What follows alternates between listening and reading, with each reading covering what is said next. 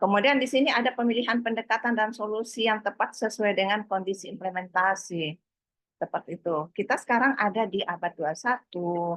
Kalau di revolusi industrinya itu revolusi 4.1, teknologi banyak berubah Bapak Ibu ya. Kita rasakan bagaimana organisasi manajemen yang dulu dengan sekarang itu jauh berbeda. Dengan adanya teknologi komputer yang begitu cepat, kita dulu kalau misalnya mau mengantar surat Bapak Ibu ya, harus ke kantor pos gitu ya.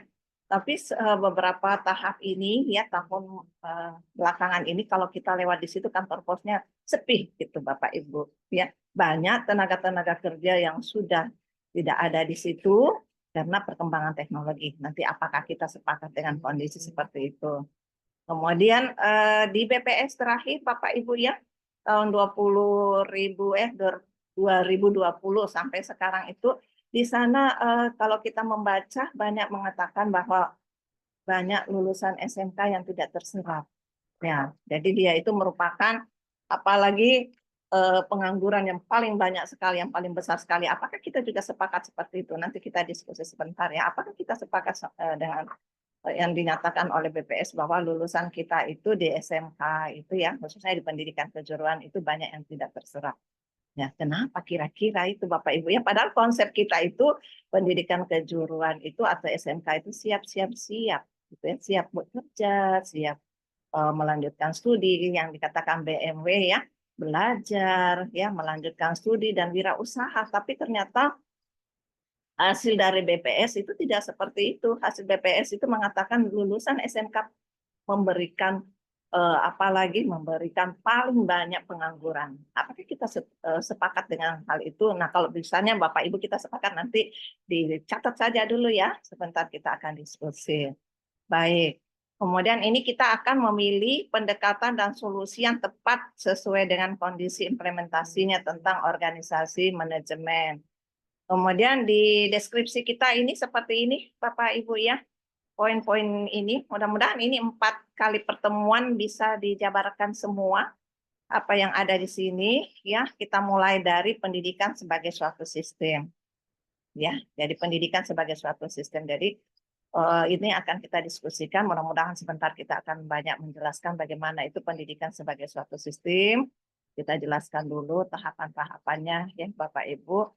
Kemudian nanti pada poin kedua itu adalah pengertian tadi yang kita jelaskan, perencanaan pendidikan. Gitu ya. Jadi organisasi manajemen itu, fungsi-fungsi dari organisasi manajemen itu kita mulai dari perencanaan. Katanya orang, Pak, kalau kita sudah merencanakan sesuatu dari awal itu dengan baik, maka itu sudah sekian persen itu tujuan akhir kita sudah tercapai. Seperti itu. Nah, jadi kalau perencanaannya bagus, ya maka perjalanannya juga itu akan bagus. Karena kita sudah merencanakan sebelumnya. Seperti juga Bapak Ibu merencanakan untuk sekolah pada saat ini itu atau untuk kuliah pada saat itu adalah apalagi merupakan pilihan yang tepat. Pendidikan itu adalah investasi. Ya, pendidikan itu adalah investasi buat kita semua. Mungkin pada saat ini belum kita dapatkan, tapi pada suatu saat itu akan kita dapatkan hasilnya. Seperti itu ya. Nah, baik. Setelah itu pada poin ketiga, Bapak Ibu ya, pertemuan ketiga ya untuk di sini ya, untuk di silabus saya kalau saya mengajar seperti itu ya. Nanti kita akan lihat di bawah itu masih banyak lagi materi-materi yaitu tentang konsep dasar organisasi ya.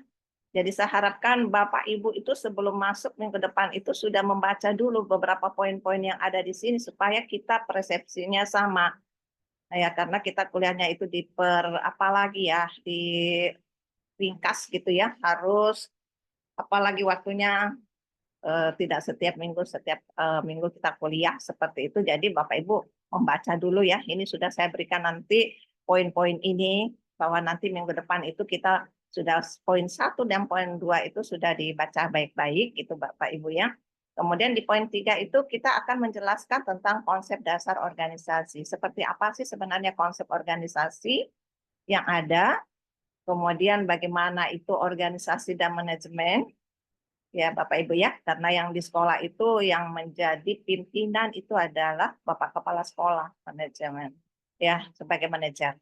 Ya kita mungkin sepakat seperti itu ya. Apakah sudah mengatur dengan baik gitu ya kondisi yang ada di sekolah kita Ya, tidak yang pergi pelatihan itu saja. Pernah kita diskusi, Ibu yang pergi pelatihan itu sepertinya di sekolah kami itu tidak diatur dengan baik. Kenapa? Karena yang dekat dengan kepala sekolah yang pergi pelatihan itu walaupun bukan kompetensi itu, yang itu saja yang pergi. Kami guru-guru yang apalagi guru-guru yang bidang studinya yang lain itu tidak diberikan kesempatan seperti itu. Begitu ya. Dan nanti apakah juga ada kasus di sekolah Bapak Ibu seperti itu, nanti kita akan berdiskusi. Kemudian nanti pada poin keempat, bagian keempat itu akan menjelaskan tujuan dan organisasi manajemen PTK. Seperti apa gambarannya? Seperti apa gambarannya ya, tujuannya, kemudian lingkup dari organisasi dan manajemen pendidikan. Kemudian nanti di bagian 5, Bapak Ibu kita akan diskusi tentang fungsi-fungsi manajemen PTK. Download sebanyak-banyaknya materi-materi tentang fungsi-fungsi manajemen PTK. Seperti apa fungsi-fungsinya itu banyak sekali. Ya, Bapak Ibu, seperti tadi saya katakan, kita di sini di S2 itu adalah mengembangkan wawasan. Sehingga apalagi sumber utama itu bukan lagi dari dosennya, tapi sumber utama itu dari Bapak Ibu. Gitu. Kita student center ya, Bapak Ibu.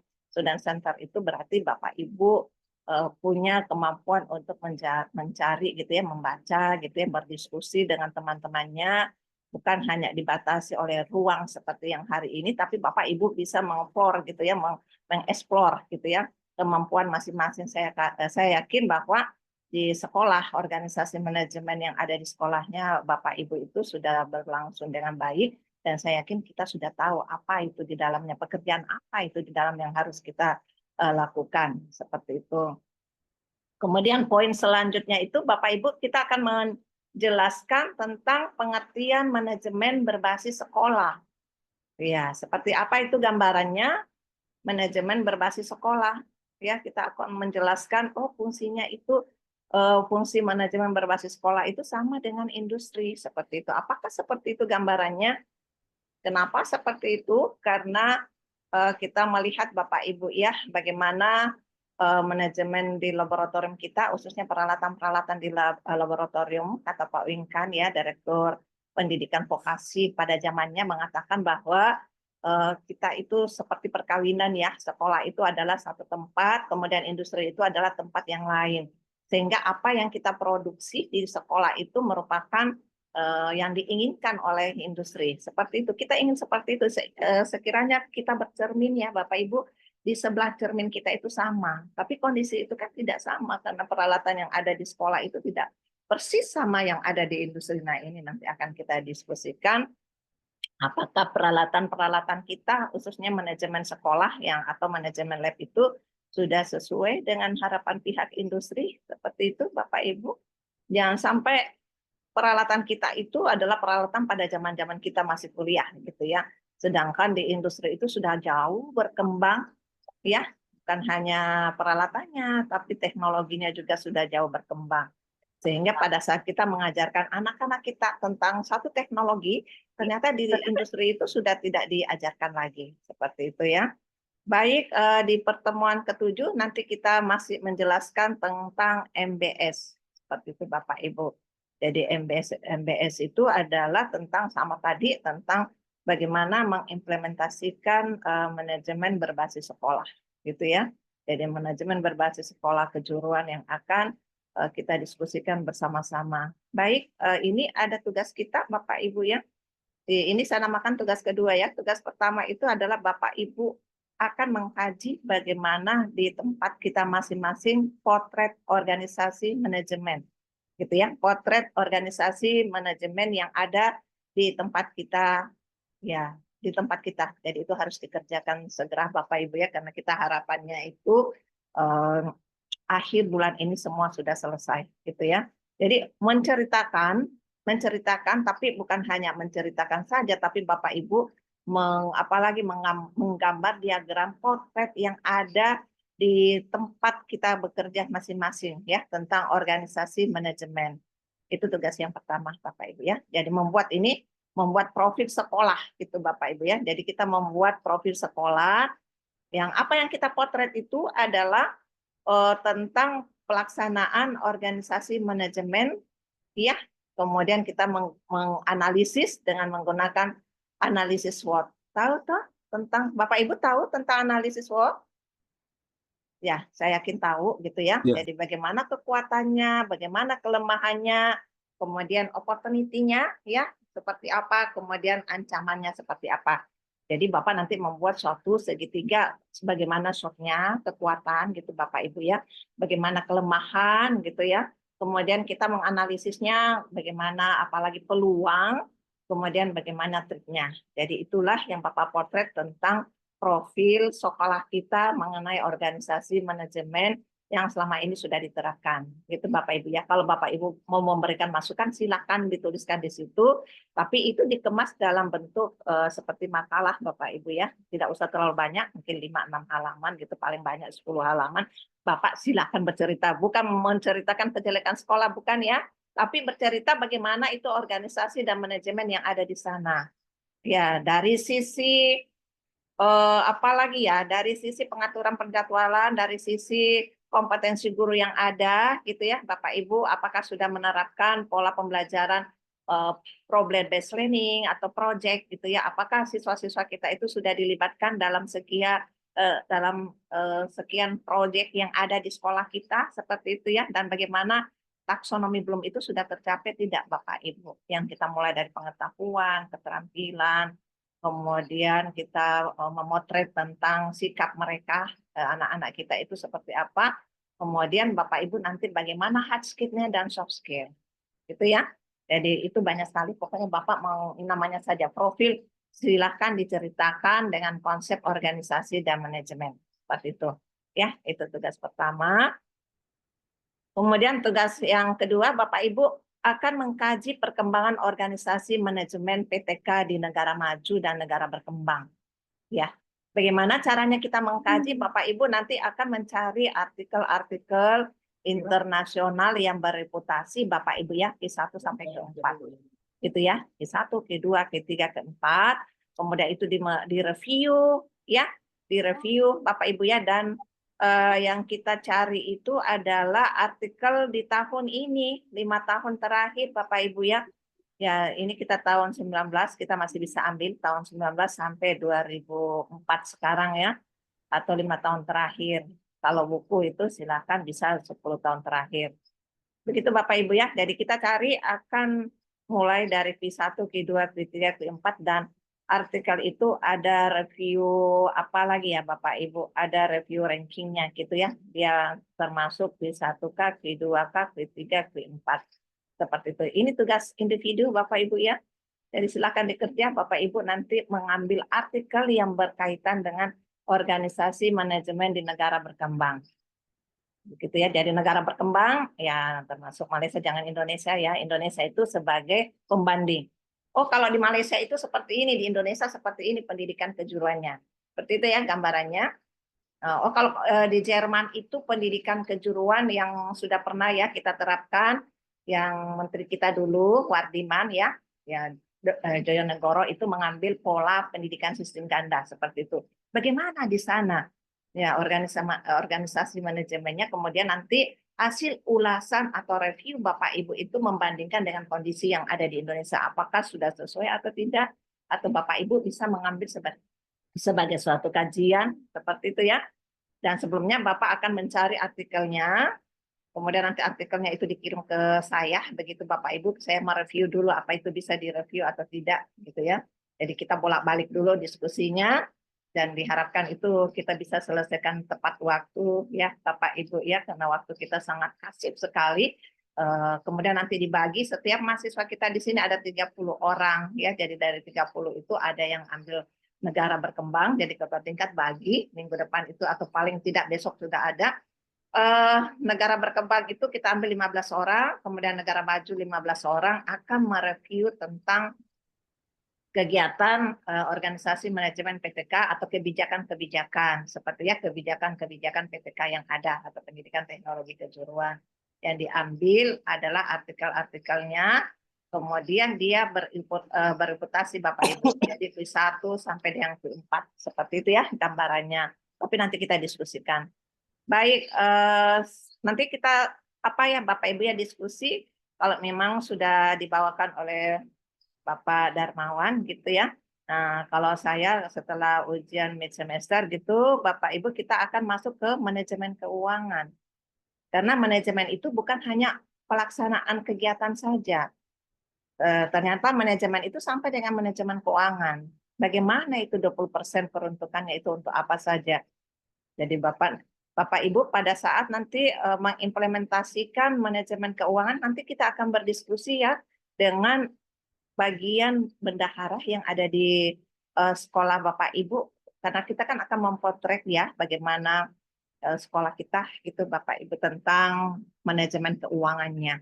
20% itu peruntukan untuk apa saja? Silakan nanti Bapak Ibu akan membahas di situ, tapi nanti kita juga akan memberikan dulu materi, setelah itu Bapak Ibu akan berdiskusi dengan bagian-bagian yang ada di sekolah itu yang berkaitan dengan manajemen keuangan. Seperti itu Bapak Ibu ya. Kemudian pada saat ini pertemuan selanjutnya itu adalah tentang manajemen pembiayaan. Ya, saya yakin kita di sekolah ada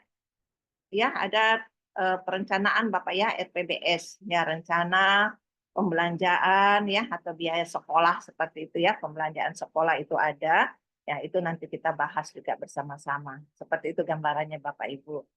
Kemudian di pertemuan selanjutnya itu tentang ketenagaan kerjaan. Nah, ini nanti akan kita diskusi bagaimana potret ketenaga kerjaan ya, pendidikan ya atau standar ketenaga kerjaan yang ada sekarang. Kalau yang dulu itu kita masih menggunakan piramida ketenaga kerjaan. Apakah itu masih seperti itu bentuknya atau sudah terbalik gitu ya? Terbalik. Misalnya tenaga ahli itu sudah lebih banyak dibandingkan dengan tenaga kasar. Seperti itu gambarannya Bapak Ibu ya. Jadi ini kita masih berikan dulu pengantar kenapa penting sekali kita mengetahui tentang ketenaga kerjaan yang ada sekarang supaya mau mematchkan antara mereka yang apalagi latar belakang dari SD itu kerjanya apa gitu Bapak Ibu sampai tingkatan yang tertinggi. Kalau tidak salah kita pakai KKNI ya, KKNI kalau Bapak Ibu selesai dan lulus di S2 itu KKNI-nya dia itu tahap keberapa gitu ya. Kalau di S1 itu tahapan berapa, di SMK itu tahapan berapa. Jadi ini sudah kita akan banyak berdiskusi tentang lulusan kita ke depan Bapak Ibu ya dengan pekerjaan-pekerjaan yang ada. Kemudian nanti ini kita masuk ke sarana prasarana. Kenapa masuk sarana prasarana? Karena ini sangat penting sekali. Jadi Bapak Ibu tugasnya di sini akan memotret bagaimana sarana prasarana yang ada di sekolah. Apakah sudah sesuai dengan tujuan standar yang ada atau malah tidak gitu ya? Ya, kalau misalnya kita sudah mengatakan sudah sesuai, berarti apa yang ada di lab kita itu sudah sama dengan yang ada dengan kompetensinya yang ada di kurikulum seperti itu Bapak Ibu ya, karena ada juga saya biasa ya apalagi melakukan observasi Bapak Ibu, jadi ada peralatan-peralatan di dalam lab itu ada sebagian besar yang masih rusak gitu ya, tidak digunakan mungkin karena tidak diperbaiki. Yang kedua, tidak ada tenaga ahlinya di situ, dibiarkan saja rusak. Padahal alat itu kalau diperbaiki dan dimanfaatkan dengan baik, banyak sekali kompetensi-kompetensi yang kita dapatkan gitu ya untuk anak-anak atau peserta didik yang ada di sekolah kita. Kemudian nanti ini Bapak Ibu yang ke-13 ini, Bapak Ibu kita nanti akan menjelaskan tentang pentingnya manajemen pengawasan dan supervisi gitu ya. Mungkin Bapak Ibu juga pernah lihat di sekolah kita itu ada pengawas yang datang ya. Nah, itu yang akan kita lihat apa standarnya, bagaimana lingkupnya dan metode pengawasan yang dilakukan seperti apa. Itulah yang akan kita diskusikan Bapak Ibu ya. Dan ini tugas keempat Bapak Ibu ya yang harus kita jelaskan nanti ya. Tugas keempat, ketiga tadi ya, Bapak Ibu, manajemen keuangan dan peralatan. Tugas keempat itu kita akan melakukan observasi lapangan. Bapak Ibu nanti kita perkelompok. Saya tidak tahu bagaimana caranya ya, karena saya yakin bahwa di kelas kita ini ada yang dari Sabang sampai Merauke barangkali ya, ya seperti itu. Tapi di kelas yang lain kita kan ada kelas komunitas juga. Walaupun mereka terpisah, mereka bisa apalagi melakukan observasi gitu ya. Jadi nanti bagi bagian gitu ya di antara kelompok itu melakukan observasi lapangan kondisi organisasi manajemen di industri dan SMK. Ini tugas kita keempat Bapak Ibu ya. Jadi observasi ini maksudnya semua mahasiswa dan dosen karena pada saat apalagi Bapak Ibu yang reguler itu kami pergi bersama-sama di industri. Tapi ini kan tidak mungkin ya karena tempat kita berpisah. Nah, silakan nanti ketua tingkat membagi per kelompok, kemudian silakan bagaimana caranya bisa mengobservasi itu kondisi organisasi manajemen di industri dan SMK. Kita akan sandingkan Bapak Ibu ya, apakah kompetensi, apakah peralatan ya yang ada di SMK itu sudah sama dengan yang ada di industri. Seperti itu gambarannya. Jadi Bapak Ibu nanti ada PPT-nya, ada videonya.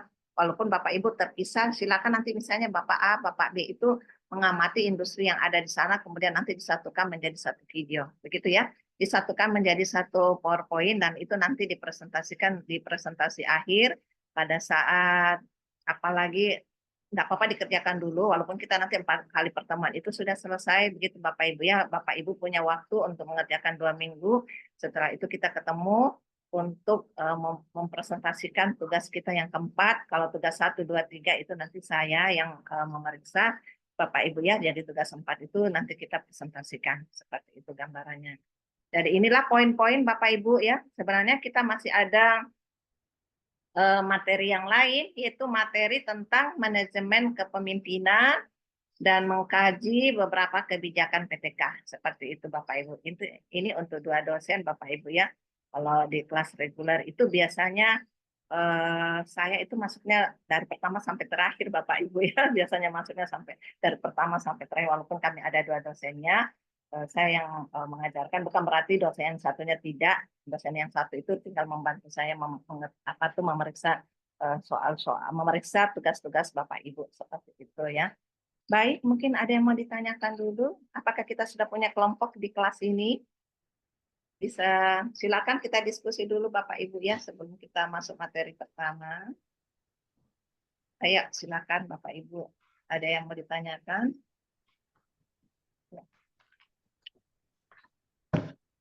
Ya, silakan ya. Karena kalau kalian tidak bertanya, Bapak Ibu tidak bertanya, nanti saya maju terus ya. Nanti kalau tugasnya 1, 2, 3 saya tagih masih bingung lagi, gitu ya.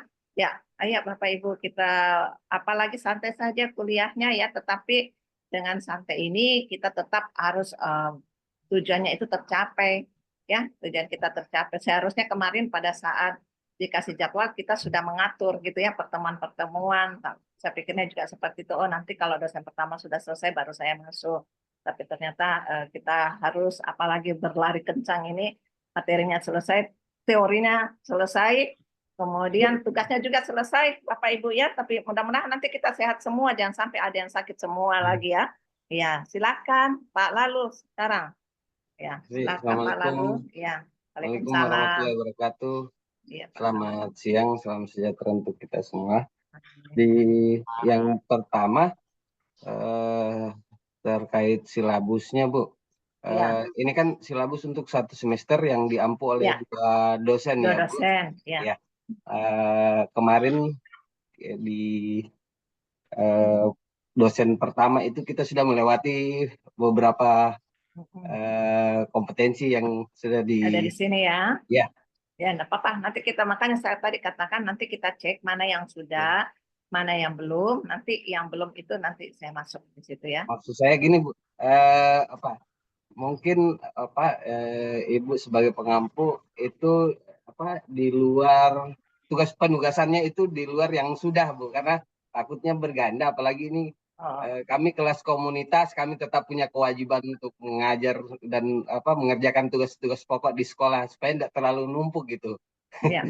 Ya. Baik. Kemudian yang kedua, boleh enggak di luar silabus yang Ibu Prof sudah paparkan itu bisa melakukan improvisasi misalnya.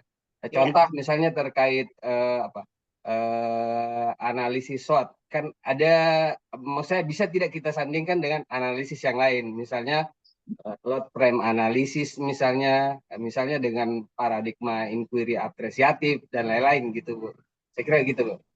Ya, nanti Pak ya, nanti kita diskusikan, nanti kita tambahkan dengan apa yang ada di sini Bapak Ibu ya, karena ini juga tujuannya harus tercapai ya. Bisa di list yang sudah dibawakan Bapak Ibu supaya saya tidak mengulang-ulang lagi yang ada di sini yang saya sudah berikan masukan-masukan seperti ini Bapak Ibu.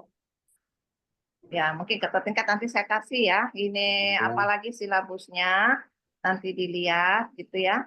Kemudian nanti apalagi kita akan diskusikan seperti itu Bapak Ibu karena kita ada tugas yang pertama itu Bapak Ibu tugas pertama itu Bapak kan kita ada 4 tugas ya. Tugas pertama itu membuat profil sekolah dengan menggunakan analisis. Tadi sudah disampaikan Pak Lalu ada beberapa analisis silakan, tapi yang di materi kita itu adalah analisis SWOT. Kalaupun ada yang lain tidak masalah. Jadi itu juga jadi pembelajaran buat kita gitu ya. Ada masalah yang maksudnya ada analisis yang lain silakan. Kemudian yang kedua Bapak Ibu ini adalah tugas individu. Ya, kalau analisis yang pertama itu silakan di dalam kelas kita kalau ada yang satu kompetensi. Jadi kalau sebisa mungkin kelompoknya itu yang satu kompetensi misalnya dari elektronika gitu ya, dari komputer gitu. Kalau ada dari mesin seperti itu, ada dari tata busana silakan dengan tata busana. Oh. Adakah seperti itu di kelas kita? Untuk saat ini pembagian kelompoknya belum belum Belum. seperti itu. Ya. Belum seperti itu. Kenapa seperti itu Bapak Ibu? Nanti kalau kita di materi apalagi ketenagaan kerjaan itu akan membahas masing-masing kompetensi kan berbeda-beda. Ya, yang akan kita lihat itu hard skill. Jadi kompetensi kerasnya itu maksudnya kompetensi keilmuannya itu kan berbeda gitu ya. Jadi kalau mereka satu kelompok dengan bidang yang sama itu lebih baik lagi Bapak Ibu karena dia akan mengkaji kalau misalnya lulusan dari busana itu harusnya kerja di mana gitu. Dia sudah tahu seperti itu ya Bapak Ibu sehingga kenapa saya selalu mengelompokkan itu dengan mereka punya kompetensi. Nah, begitu juga pada saat dia nanti observasi industri. Industri yang dicari adalah industri yang sesuai dengan kompetensinya seperti itu. Jadi kalau misalnya yang sama-sama dari mesin maka mereka akan mencari industri yang berkaitan dengan permesinan gitu ya. Kalau misal busana ya garment atau butik seperti itu Bapak Ibu ya. Kalau dari makanan atau apalagi dari tata boga berarti dia harus ke rumah makan gitu ya atau ke hotel gitu Bapak Ibu ya, tapi melihat bagaimana pengaturan makanannya atau kompetensi apa yang dibutuhkan untuk mengerjakan satu pekerjaan seperti ini kan seperti itu gambarannya. Ya, saya harapkan seperti itu ya Bapak Ibu, tapi kalau misalnya sudah ada kelompok yang dibuat ya silahkan. Yang penting saya itu selalu kita berbasis kompetensi seperti itu Bapak Ibu ya, karena nanti pada saat Bapak menggambarkan tentang soft skill itu kan beda. Setiap apalagi prodi gitu Bapak Ibu ya, setiap kompetensi itu punya soft skill yang berbeda-beda. Gitu ya, misalnya kalau kita di apalagi para wisata Bapak Ibu yang di situ ada pelayanan prima kan harus senyum gitu. Masa di elektronika harus senyum-senyum terus? Itu kan tidak sama soft skill-nya. Gitu Bapak Ibu ya. Ya, tapi kalau misalnya kerjasama, gotong royong, disiplin untuk soft skill seperti itu, mungkin untuk satu dengan yang lainnya itu sama, tetapi ada saat-saat tertentu soft skill-nya itu berbeda. Seperti itu ya, berbeda antara satu kompetensi dengan kompetensi yang lain dan itu masuk juga di sini nanti karena mempelajari organisasi manajemennya itu bukan hanya melihat bagaimana kita mengatur orang-orang yang ada di dalam, tapi kita juga akan melihat bagaimana kompetensi yang ada di dalam, gitu ya, di dalam sekolah kita maksud saya. Seperti itu. Baik, nanti ketua tingkat melis dulu ya, yang mana sudah dibawakan, yang mana belum, seperti itu. Kemudian nanti kita akan banyak berdiskusi ya, seperti itu Bapak Ibu. Karena intinya itu saya harapkan nanti Bapak Ibu banyak apalagi mencari informasi yang banyak gitu ya tentang organisasi manajemen seperti itu. Nah, ini yang kedua, yang ketiga tadi kita akan mengamati tentang sarana prasarana di sekolah dan yang keempat itu Bapak Ibu tadi ada kegiatan. Jadi kita kan ada 4 tugasnya ya, kegiatan observasi lapangan, kondisi ya, kondisi organisasi manajemen di industri dan di SMK seperti itu Bapak Ibu. Jadi kita menyandingkan apakah link match antara industri dengan SMK itu sama. Kita kan harus sama gitu ya. Jadi antara manajemen yang ada di sana dengan manajemen yang ada di pemerintahan dan manajemen yang ada di industri seharusnya itu mereka bekerja sama dan saling mendukung seperti itu ya sehingga apa yang diharapkan di lulusan dari SMK itu betul-betul dapat terrealisasi seperti yang kita harapkan. Begitu Bapak Ibu ya? Ya, seperti itu gambarannya. Ada lagi yang mau bertanya? Ya, silahkan Bapak Ibu. Ada lagi yang bertanya? Dada sampai sini, Prof, silakan. izin, Bu Ya, Prof. ya. Terima kasih atas kesempatan yang diberikan. Yang ingin saya pertegas di sini, Prof, mengenai tugas yang ketiga dan keempat tentang observasi. Jadi bentuk tugasnya nanti itu seperti apa, Bu Prof? Apakah bentuk makalah atau seperti apa? Dan Ya. sejenis. Terima kasih, Bu Prof. Ya, baik. Bapak Ibu di yang 3 ya. Kalau 3 tadi kan mengambil gitu ya, mengambil satu artikel tentang perkembangan negara-negara maju dan perkembangan negara berkembang tentang organisasi manajemen PTK, gitu Bapak Ibu ya. Ya, seperti itu gambarannya. Jadi kita akan memotret tentang pendidikan teknologi kejuruan itu seperti apa gambarannya. Nah, itu yang nanti akan kita ambil. Kemudian yang keempat ini melakukan observasi Bapak Ibu. Jadi kita observasi itu karena kita belum masuk materi, ya.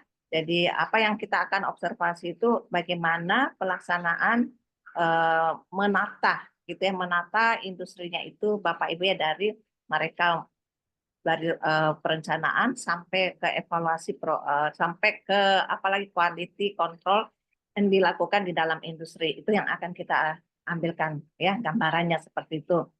Nah, nanti Bapak menyandingkan kemudian di SMK itu seperti apa organisasi dan manajemen yang ada.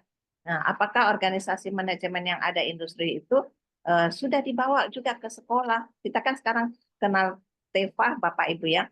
TEFA itu adalah pembelajaran yang berbasis industri. Nah, apakah dengan adanya TEFA ini kita memperkenalkan kondisi yang ada di industri itu kita munculkan di sekolah. Saya yakin di sekolah kita juga itu sudah ada beberapa produk-produk yang ada di industri itu kita kerjasama di mana peralatan-peralatannya itu sudah dihibahkan kepada kita dan ada tenaga dari industri itu yang mau memberikan pembelajaran di sekolah. Seperti itu ya.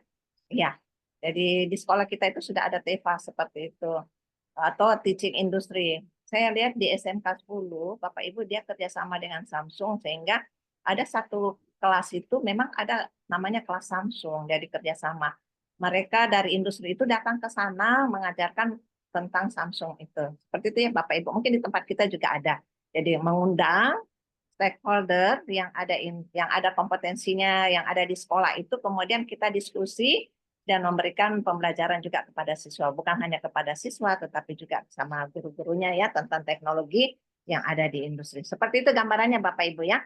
Jadi nanti kalau materi saya bawakan nanti saya akan kaitkan ke 4 tugas ini bagaimana memasukkan materi-materinya di sana. Seperti itu gambarannya Pak Dedi ya. Ada lagi sebelum kita masuk ke materi kita? Sudah ya? Ya, nanti ini saya share ke Bapak Ibu, silakan nanti dicari gitu ya, dikomunikasikan bagi kelompok. Kalau bisa kelompoknya dibagi berdasarkan kompetensi ya. Jadi berdasarkan kompetensi kalau bisa ya, kalau bisa. Kenapa Bapak Ibu? Karena nanti kita akan melakukan pengamatan industrinya itu sesuai dengan kompetensi masing-masing. Itu ya. Ya, misalnya kalau ada garment, kalau misalnya ada busana ke sana ya. Kalau misalnya di mesin kita akan ke bengkel-bengkel seperti itu Bapak Ibu ya. Kalau di elektronika juga seperti itu ke bengkel-bengkel elektronika. Kemudian kalau misalnya di komputer itu kita akan datang juga ke apalagi industri-industri yang eh, pemasaran jaringan gitu Bapak Ibu ya. Pemasaran jaringan dan sebagainya ya. Seperti Telkomsel dan sebagainya itu silakan Bapak Ibu berdiskusi ya. Mudah-mudahan di daerah kita itu ada sehingga apa yang ingin kita lihat gambarannya itu bisa didapatkan Pak Bapak Ibu ya. Baik, ada lagi yang mau bertanya? Silakan. Ya, ini adalah poin-poin yang akan kita pelajari. Baik, Bapak Ibu, saya akan mencari materi yang lain ya.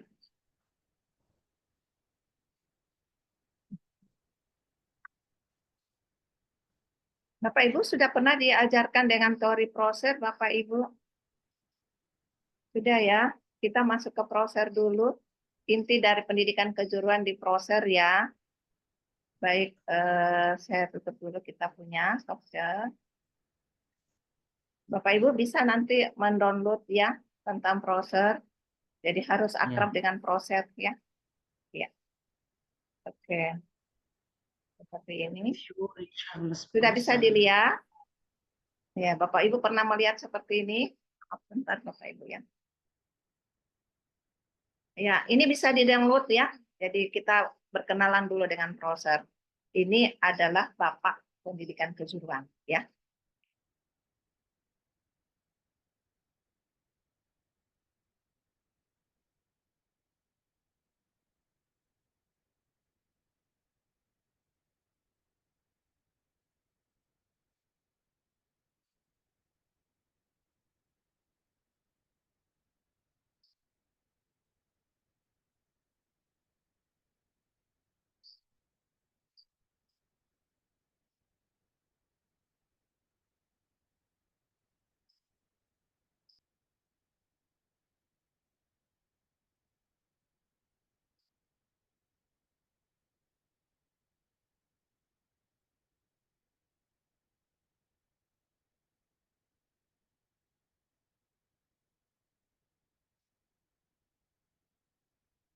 Baik, Bapak Ibu.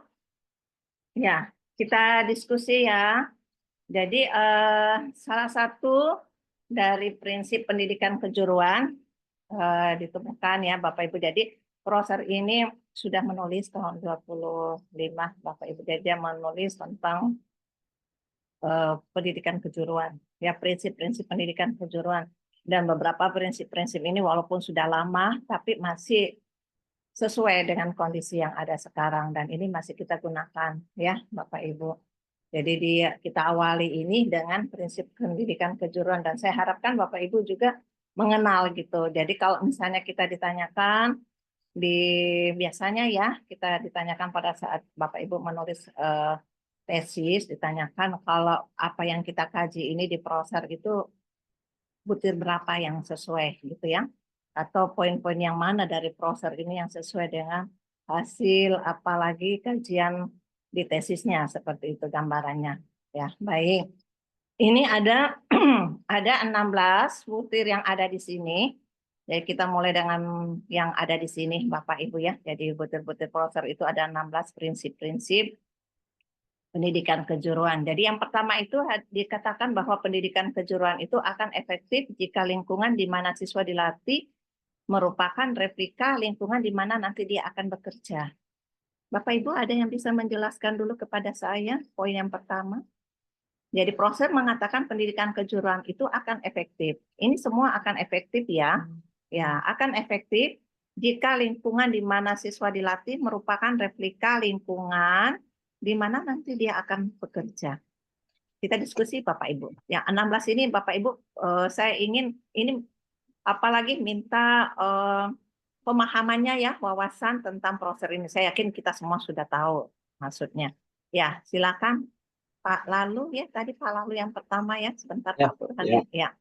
Ya, Yang poin silakan Pak pertama Lalu. ya Bu. Ya. Iya, poin Jadi pertama. ini maksudnya kurang lebih sama dengan menghadirkan pembelajaran berbasis industri. Artinya bahwa lingkungan atau iklim yang ada di industri itulah yang dihadirkan ke dalam proses pembelajaran.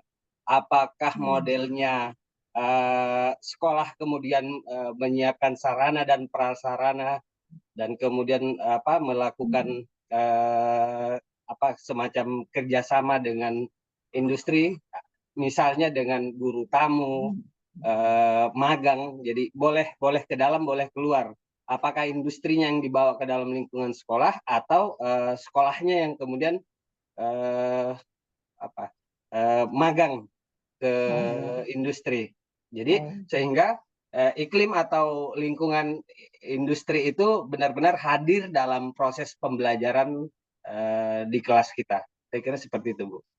Ya, di sekolahnya Pak Lalu ini sudah diimplementasikan, ada teaching factory-nya atau ada teaching industrinya yang sudah diterapkan, atau kalaupun tidak ada kerjasama dengan stakeholder industri yang lain, silakan Pak, bisa dijelaskan kepada kita di sini. Ada Bu, dengan Ya, baik. Telkom kami ada teaching factory.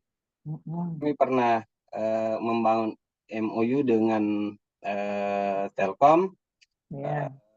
Ada magang, anak-anak sekolah magang, dan pernah juga pihak Telkom yang kemudian hadir ke sekolah sebagai guru tamu, memberikan inspirasi ke sekolah. Kalau industri yang relevan, termasuk kebetulan saya punya toko komputer Bu, yang juga punya lembaga pelatihan di bidang komputer dan jaringan secara mandiri, walaupun bukan melalui kebijakan sekolah, tapi waktu saya kajur itu seringkali siswa itu belajar di luar jam pelajarannya di sekolah ke tempat saya gitu. Oh, baik. Ya. Jadi sudah ada ya Pak ya, yang Ya, dimasukkan Bu. seperti itu. Jadi apalagi membawa pembelajaran yang ada di industri itu ke sekolah gitu ya, atau orang industri yang ada ke tempat kita. Silakan Pak Burhan ini, Pak Burhan juga mau memberikan dulu ulasan tentang nomor 1. Dan semua teman yang ada di dalam ini harus memberikan ulasan juga ya. Kita ada 16 poin di sini Bapak Ibu. Harus paham Oke. dulu ini baru kita masuk ke tempat yang lain. Silakan Pak Burhan. Oke, baik. Terima kasih, Bu Prof. Ya, seperti yang disampaikan oleh Pak Lalu, ya, hampir sama. Tapi di sini kalau saya adalah bagaimana sebenarnya suasana yang ada di industri itu dibawa sama dengan suasana yang ada di sekolah. Ya, contohnya Pak. Jadi, ya, contohnya misalnya kami di jurusan EDKV, ya, tentunya dalam hal mendesain, ya, beda materi yang disampaikan itu dengan materi yang ada di industri. Misalnya pada industri kami dipercetakan tentang dunia spanduk atau baliho atau reklame.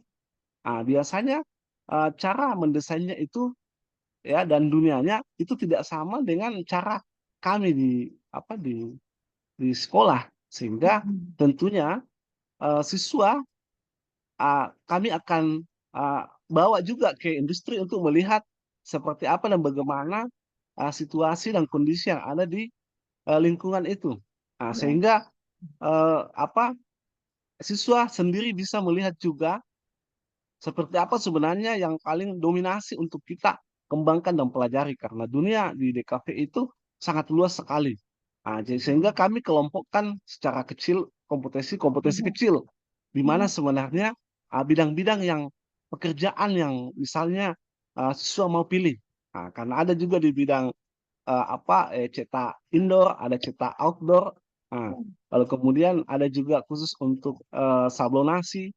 Nah, di situ kami lakukan istilahnya dulu yang namanya ceritanya ini mengelompokkan dulu bakat dan minatnya atau sesuai dengan eh, minat dan bakatnya.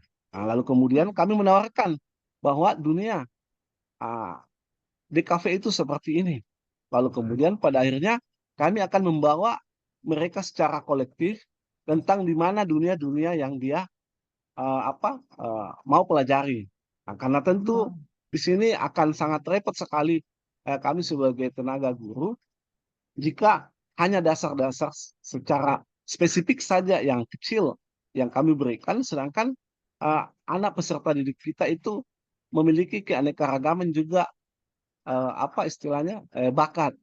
Sehingga jangan disalahkan ketika anak-anak kita ini setelah selesai itu mereka tidak bisa apa-apa karena tidak ada kompetensi khusus yang mereka dapatkan. Jadi olehnya itu replika dari lingkungan dunia kerja itu penting sekali kita bawa ke dunia sekolah, lingkungan sekolah. Seperti itu Bu Prof. Baik. Terima kasih. Terima kasih Pak ya. Jadi tadi sudah ada 2 teman kita yang mengulas tentang bagian pertama. Jadi Bapak Ibu kita mengingatnya ya bahwa pendidikan kejuruan itu akan efektif kalau lingkungan yang ada di sekolah itu merupakan replika dari lingkungan yang ada di industri. Seperti itu ya Bapak Ibu ya, atau di mana dia akan bekerja. Jadi kalau lingkungannya itu kita sudah buat seperti itu, dimanapun anak atau lulusan kita itu ada, dia mampu untuk beradaptasi. Seperti itu ya Bapak Ibu ya. Karena peralatannya itu sudah miniatur gitu. Apa yang kita ajarkan itu juga merupakan ada komponen-komponennya itu sama dengan di industri. Jadi replika itu sama dengan kita bercermin Bapak Ibu. Kalau di sini saya menggunakan apalagi menggunakan alat osiloskop jenis ini, maka di sana juga sama gitu. Walaupun itu tidak mungkin sama ya, karena saya yakin bahwa di industri itu perkembangannya jauh lebih cepat gitu. Kenapa lebih cepat? Karena memang tujuannya berbeda gitu ya. Di sana tujuannya itu bagaimana menciptakan suatu peralatan yang mudah diterima oleh masyarakat dan apalagi cepat laku gitu ya. Ya, punya nilai jual seperti itu. Sedangkan kita di tempat kita itu bagaimana mendidik mereka bisa bekerja, seperti itu gambarannya. Nah, minimal anak didik kita itu tahu bahwa teknologi yang ada di industri itu seperti ini gambarannya. Jadi peralatan apa yang disampaikan Bapak tadi ya, Pak Lalu dan Pak Burhan itu memang benar bahwa bagaimana anak-anak kita itu atau siswa-siswa kita itu diperkenalkan dengan kondisi yang ada di industri. Salah satunya mungkin ada praktek industri gitu ya, ada praktering. Kalau zamannya dulu Pak Wardiman itu ada sistem ganda, saya yakin sama gitu ya, sama maksudnya. Atau bisa juga kita menciptakan di sekolah sendiri, Bapak Ibu. Jadi kita gandeng industri apa gitu, dan ada peralatan-peralatannya yang bisa disumbangkan ke tempat kita dan meminta juga mereka itu menjadi narasumber atau menjadi guru industri gitu. Sekarang kan ada Pak ya guru industri yang akan memberikan nanti materi-materi tentang industri tentang peralatan yang ada gitu ya Bapak Ibu. Jadi miniaturnya dia sudah tahu, siswa kita juga tahu karena memang kondisinya itu harus seperti itu. Jangan sampai kita mengajarkan A, B, C, D, ternyata di industri itu tidak sama ya. Dia itu EFGH gitu. Jadi begitu dia keluar, siswa kita itu tidak diterima di industri karena kondisi seperti tadi. Ya peralatannya begitu datang juga praktek industri dia juga bingung. Saya tidak pernah dipelajari tentang alat-alat ini seperti itu ya, konsepnya tidak seperti ini ya. Ya baik, ini ada Pak Suhaib. Silakan Pak Suhaib mau memberikan komentar. Ya, mungkin tiga saja ya, mahasiswa berikan komentar untuk poin 1. Nanti kita lanjut, masih ada poin-poin seterusnya. Ya, silakan. Makasih banyak Pak Bu. Suhaib. Sama Ya. dengan tadi Pak Lalu bahwa di sekolah kami ini ada memang kerjasama dengan industri. Ya. Kerja industri itu dia apa namanya? Dia memberikan bantuan peralatan sesuai dengan apa yang mereknya itu. Umpama kita caranya Yamaha. Dia mesin itu dia bantuan dari Yamaha. Kemudian yang kedua itu dia pada saat kita kerjasama itu ada namanya tadi katakan Ibu bahwa PKL, praktek kerja industri. Dia kerjasama dengan tempat PKL. Kemudian ada juga yang ketiga itu namanya guru tamu seperti itu. Dia datang untuk belajar atau mengajar ke para siswa. Yang terakhir itu Bu ada namanya sekolah Yamaha. Ya, sekolah Yamaha itu pada saat peserta didik itu sudah selesai, pada saat sudah tamat, pada saat dia tamat dia akan kerjasama itu dia disekolahkan itu anak-anak selama 6 bulan. 6 bulan selama 6 bulan pada saat selesai dia sekolah langsung dia kerja di tempat Yamaha seperti itu. Oke, makasih banyak Pak. Wah, baik ya. Jadi praktek itu sudah dilakukan Pak ya. Jadi kegiatan-kegiatan di poin 1 ini sudah dilakukan di sekolah Bapak Ibu ya. Jadi kita sudah melihat gambaran kenapa itu penting kita lakukan dan memang apa yang disampaikan Proser ini walaupun sudah hampir 1 abad Bapak Ibu, tapi itu masih terasa di kita ya bahwa memang lingkungannya itu sama. Jadi kalau kita mendengarkan kata Pak Winkan itu banyak sekali video-videonya saya sudah lihat beberapa ya Bapak Ibu. Dia mengatakan kalau di sekolah kita itu mau menghasilkan siswa itu bikin pecal atau bikin rujak, maka kondisinya itu harus kita olah gitu ya. Alat bahannya itu sama. Jadi ketika nanti dia sudah kerja di industri itu, dia bisa meramu gitu pekerjaannya dengan baik. Seperti itu gambarannya. Jadi kita tidak tertinggal gitu ya. Jadi harus linear antara kondisi seperti itu. Itu khususnya kita di SMK seperti gambarannya seperti itu. Jadi alat-alat, bahan semua itu miniatur yang ada di industri itu ada semua di sekolah. Jadi begitu nanti disampaikan seperti ini peralatan apa dia sudah tahu ya. Jadi kalau memang di industri itu pengembangannya lebih cepat ya karena memang menghasilkan peralatan-peralatan seperti itu ya, membuat peralatan-peralatan yang harus sesuai dengan teknologi sekarang. Bapak Ibu kalau kita lihat HP, mungkin zaman-zaman kita dulu pakai semen gitu Bapak Ibu ya, tapi sekarang perkembangannya cepat sekali. Nah, kapan industri ini tidak bisa berkompetitif, maka dia akan kalah bersaing dengan industri yang lain. Inilah salah satu mengapa kita sekolah juga harus cepat begitu ya, cepat bisa mengembangkan teknologi, begitu ada peralatan baru cepat gitu kita undang industri untuk memperkenalkan seperti itu Bapak Ibu, dan alhamdulillah Bapak Lalu tadi dan Bapak Burhan maupun Bapak Suhaib itu sudah melakukan di sekolahnya. Begitu ya. Kita masuk di poin yang kedua Bapak Ibu ya, nanti poin yang kedua. Ya, bentar Bapak Ibu ya. Ya, kita masuk di poin kedua. Ya, baik. Kita masuk di poin kedua. Pendidikan kejuruan akan efektif hanya dapat diberikan di mana tugas-tugas latihan dilakukan dengan cara alat dan mesin yang sama seperti yang diterapkan di tempat kerja. Mungkin kurang lebih sama. Silakan tadi Pak siapa ya? Pak Hidayat. Ya, saya lihat dulu Bapak Ibu yang tadi sudah mau mengungkapkan. Ya. Pak Edi Susulo, silakan Pak Edi. Ya, poin Baik, yang Bu tadi. Prof. Ya, Terima kasih silakan. atas kesempatan Ibu rekan. Bismillahirrahmanirrahim. Assalamualaikum warahmatullahi Maaf ya. wabarakatuh. Ya. Waalaikumsalam. Berkaitan dengan poin yang kedua, ya pendidikan kejuruan akan efektif hanya dapat diberikan di mana tugas-tugas latihan dilakukan dengan cara alat dan mesin yang sama seperti yang diterapkan di tempat kerja. Ya. Kebetulan di sekolah kami, Prof, yaitu jurusan elektronika sudah kerjasama dengan pihak Panasonic. Jadi memang dari industri itu sudah memberikan syarat ketika kita mendirikan teaching factory, itu ada bangunan, peralatan, semua sudah harus setidaknya mendekati atau sama dengan yang ada di industri. Nah, ini memicu anak-anak untuk berwirausaha, di mana yang kita lakukan saat ini anak-anak itu selepas pulang sekolah mereka bisa door to door menangani pelanggan yang ada di luar, yang prosesnya hampir sama persis dengan apa yang ada di Panasonic sendiri. Kemudian dari pihak industri pun sangat menekankan hal itu dan merespon baik, dan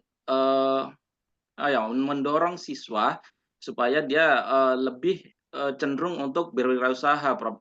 Bukan bekerja di industri Panasonic itu sendiri. Ya, saya kira seperti itu singkatnya, Prof. Terima kasih banyak. Baik, masih ada tadi Pak siapa lagi Pak? Silakan Pak Hidayat ya. Ya, makasih tadi Pak Edi ya. Kita ulas. Ya, silakan. Jadi tadi cara alat mesin yang sama gitu Bapak Ibu ya. Kemarin Bapak Ibu saya ada baru pulang tadi malam ya dari SMK Negeri 1 Bantaeng. Jadi mereka itu SMK PK gitu Bapak Ibu. Jadi kami berdiskusi tentang teaching factory. Saya bahas dulu sedikit. Jadi peralatan saya tanyakan yang di sana itu yang jadi teaching factory itu unit produksinya itu yang jadi PK-nya itu adalah busana ya, teknik busana ya. Jadi tata busana.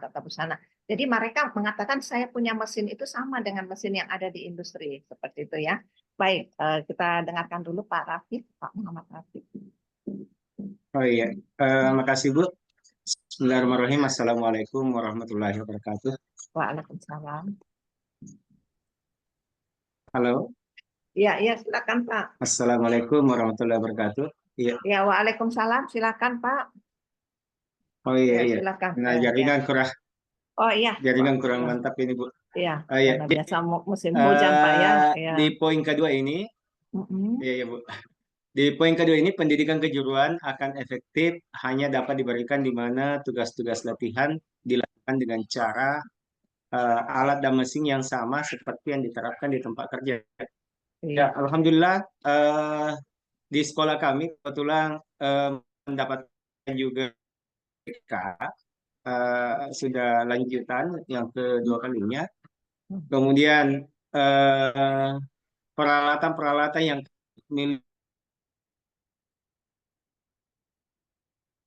kuncinya Pak Rafiq ya. Mungkin saja Pak, dari perlahan terganggu sinyal. Ya, mungkin sinyal yang kurang baik. Mungkin kita lanjut teman yang lain. Satu orang lagi Pak menjelaskan tentang cara alat mesin yang sama dengan yang diterapkan di tempat kerja. Bisa, Bu? Iya, ya silakan Pak Musawir ya, Pak Andim Musawir. Ya. Iya, terima kasih Bu atas kesempatannya. Saya sepakat dengan ini karena kami juga di sekolah Dan menerapkan yang hal yang ada sama. di Dalam hal itu sekolah kami itu Bu melakukan kerjasama dengan Honda, dan kesempatan itu kita juga di sekolah itu semua peralatan baik kendaraan, kunci-kunci standar Honda kami juga apalagi sediakan. Dan kalau misalkan kendaraan di luar Honda kami apalagi namanya tidak diajarkan sama anak, makanya di sekolah kami itu Bu semua full kendaraannya itu mereknya Honda. Dan setelahnya itu setelah pada saat praktik juga anak-anak semua itu langsung ke bengkel resminya Honda Bu. Jadi anak-anak langsung apalagi namanya ilmunya dan cara prakteknya itu sesuai dengan standar yang digunakan di Honda Bu. Gitu. Ya, baik, makasih. Masih ada Pak Musawir? Sudah, Musafir ya. Ya, baik seperti itu. Jadi mereka sudah mengerjakan di sekolah Bapak ya, karena salah satu juga SMKPK. Ya, begitu gambarannya Bapak Ibu ya. Silakan, tadi ada Ibu Umi kalau tidak salah ya. Satu lagi, silakan Ibu. Tabe izin nih, Prof. Ya, Ibu Asmi ya, Nur Asmi Iya. Ansar. Ya, silakan. Terima kasih atas kesempatan yang diberikan. Assalamualaikum warahmatullahi wabarakatuh. Waalaikumsalam warahmatullahi wabarakatuh. Ya, dengan pendidikan kejuruan ini akan efektif dengan memberikan tugas-tugas latihan yang dilakukan dengan cara alat dan mesin yang sama seperti di tempat kerja. Itu alhamdulillah di sekolah kami, Prof, sudah berdiri lembaga sertifikasi profesi untuk bidang pertanian, peternakan dan perikanan, di mana pembelajaran kami di sekolah itu mendesain bagaimana mendekati penyelesaian kurikulumnya mendekati industri, Prof. Jadi mengikuti SKKNI, Standar Kompetensi Nasional Industri. Jadi alhamdulillah mengenai alat dan mesin yang digunakan peserta didik kami dalam saat praktik itu alhamdulillah sudah mendekati sesuai dengan dunia industrinya. Tabe Prof, saya mengajar agribisnis tanaman perkebunan di sekolah. Baik, terima kasih Bu ya. Jadi Ibu sudah menjelaskan tadi bahwa di tempat kita juga sudah ada LSP gitu ya, lembaga sertifikasi profesi gitu ya Bu ya, lembaga sertifikasi sehingga KKNI itu adalah tahapan-tahapan dari kompetensi kita Ibu ya. Jadi kalau dia di SMK itu tahapannya kalau tidak salah 5 Ibu ya, atau 4 ya, di 4 atau 5. Jadi kita harapkan kompetensinya itu sesuai dengan standar kerja nasional Indonesia, seperti itu gambarannya. Mungkin ada lagi tambahan yang lain tentang ini atau kita masuk ke poin ketiga ya Bapak Ibu ya. Baik, kita masuk ke poin ketiga karena kita ini ada 16 poin gitu ya, 16 prinsip Prosser. Pendidikan kejuruan itu akan efektif jika dia melatih seseorang dalam kebiasaan berpikir dan bekerja seperti yang diperlukan dalam pekerjaan itu sendiri. Silakan Bapak Ibu, siapa yang bisa memberikan ulasan seperti ini? Apakah kondisi ini juga kita sudah ajarkan di sekolah kita? Walaupun sekolah kita itu bukan industri, tetapi kita mau membawa nuansa industri itu ada di sekolah gitu ya. Karena karakter kerja itu, karena kan kita keluarannya seperti itu ya, bahwa SMK itu harus siap bekerja gitu ya. Jadi ada semboyannya begitu, siap bekerja berarti semua bukan hanya siap bagaimana mengerjakan sesuatu, tetapi dia juga dari segi hard skill-nya dan soft skill-nya itu harus memenuhi persyaratan-persyaratan yang ada di industri. Sehingga kadang-kadang kita mendapat informasi dari industri, saya lebih senang menerima karyawan atau pekerja itu yang punya karakter lebih bagus daripada bidang ilmunya, karena ilmunya itu kami bisa ajarkan gitu ya. kita bisa asah. Tapi kalau mengenai sikap, kalau dari sikapnya, karakternya dia tidak baik, walaupun dia cerdas, itu dia tidak bisa bekerja sama dengan teman-temannya untuk memakmurkan industri kami, kita tahu membesarkan industri kami lebih lebih bagus lagi sebenarnya kalau seimbang. Tapi kalau kami disuruh pilih, lebih senang saya memilih mereka yang lulusannya itu punya karakter yang baik gitu ya, dibandingkan mereka tinggi bidang keahliannya tetapi dia tidak punya karakter gitu. Maksudnya karakternya di bawah rata-rata, seperti itu gambarannya. Baik, silakan Pak Misda tentang pendidikan kejuruan bagian 3 ya Pak ya. Dilatih berkebiasaan berpikir seperti itu, kebiasaan berpikir untuk bekerja ya, karena kita SMK itu merupakan pendidikan untuk work based learning ya, pekerjaan untuk bekerja gitu ya. Maksudnya pendidikan untuk bekerja, work based learning ya.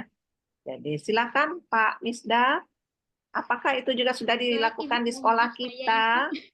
Hah? Silakan Mohon Pak. maaf ya Pak Ibu Prof, saya Ibu. Assalamualaikum warahmatullahi wabarakatuh. Ya, waalaikumsalam. Terima kasih atas kesempatannya yang diberikan kepada saya mengenai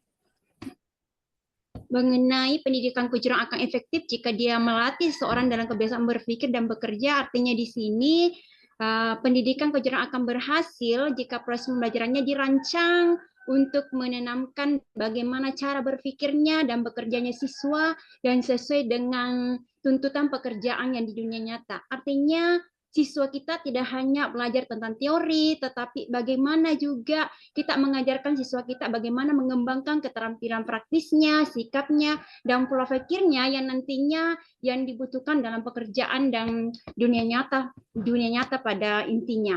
Nah, saya ambil contoh di sekolah saya pada jurusan pemasaran, ketika kita memberikan tugas kepada siswa, contoh siswa diberi tugas membuka dan mengelola toko.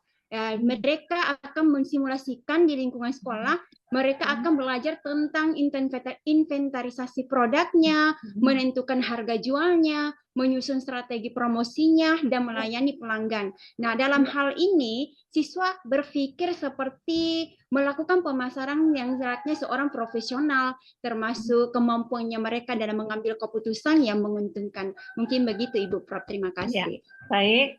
Terima kasih. Tadi sudah dijelaskan oleh Ibu Misda. Tadi saya pikir Pak Misda ya. Iya. Terima kasih. Tadi sudah menjelaskan bagaimana mengajarkan atau mindset siswa kita itu kita arahkan ke sana ya. Mindsetnya itu ke arah bagaimana bekerja dengan baik, bagaimana bekerja dengan tim, seperti itu menjadi kebiasaannya ya. Kebiasaan untuk berpikir bekerja gitu ya. Baik, ada lagi Pak Rilman ya, Pak Muhammad Rilman Hidayat. Silakan Pak, sambil kita berkenalan juga di sini ya. Ya, siapa tahu nanti kita ketemu. Ya, silakan Pak Rilman Hidayat. Ya, terima kasih banyak Bu Prof atas kesempatannya berbicara tentang bagaimana pendidikan kejuruan akan efektif jika seseorang dalam kebiasaan berpikir dan bekerja yang diperlukan sama seperti dalam pekerjaan itu sendiri. Kalau menurut saya ini terkait dengan bagaimana sebenarnya budaya kerja siswa-siswa kita. Bagaimana kita yang berperan sebagai guru itu membiasakan dan menanamkan bagaimana setiap dalam pembelajaran atau kegiatan praktikum di sekolah itu kita sudah mulai menanamkan sikap disiplin dalam menerapkan budaya-budaya kerja yang sama seperti ada di dunia usaha, dunia industri. Nah, termasuk di dalamnya juga mungkin pengembangan sikap, pola pikir dan cara bekerja yang sama seperti ada di industri. Sama seperti pengalaman saya dengan siswa saya bahwa pada saat pengalaman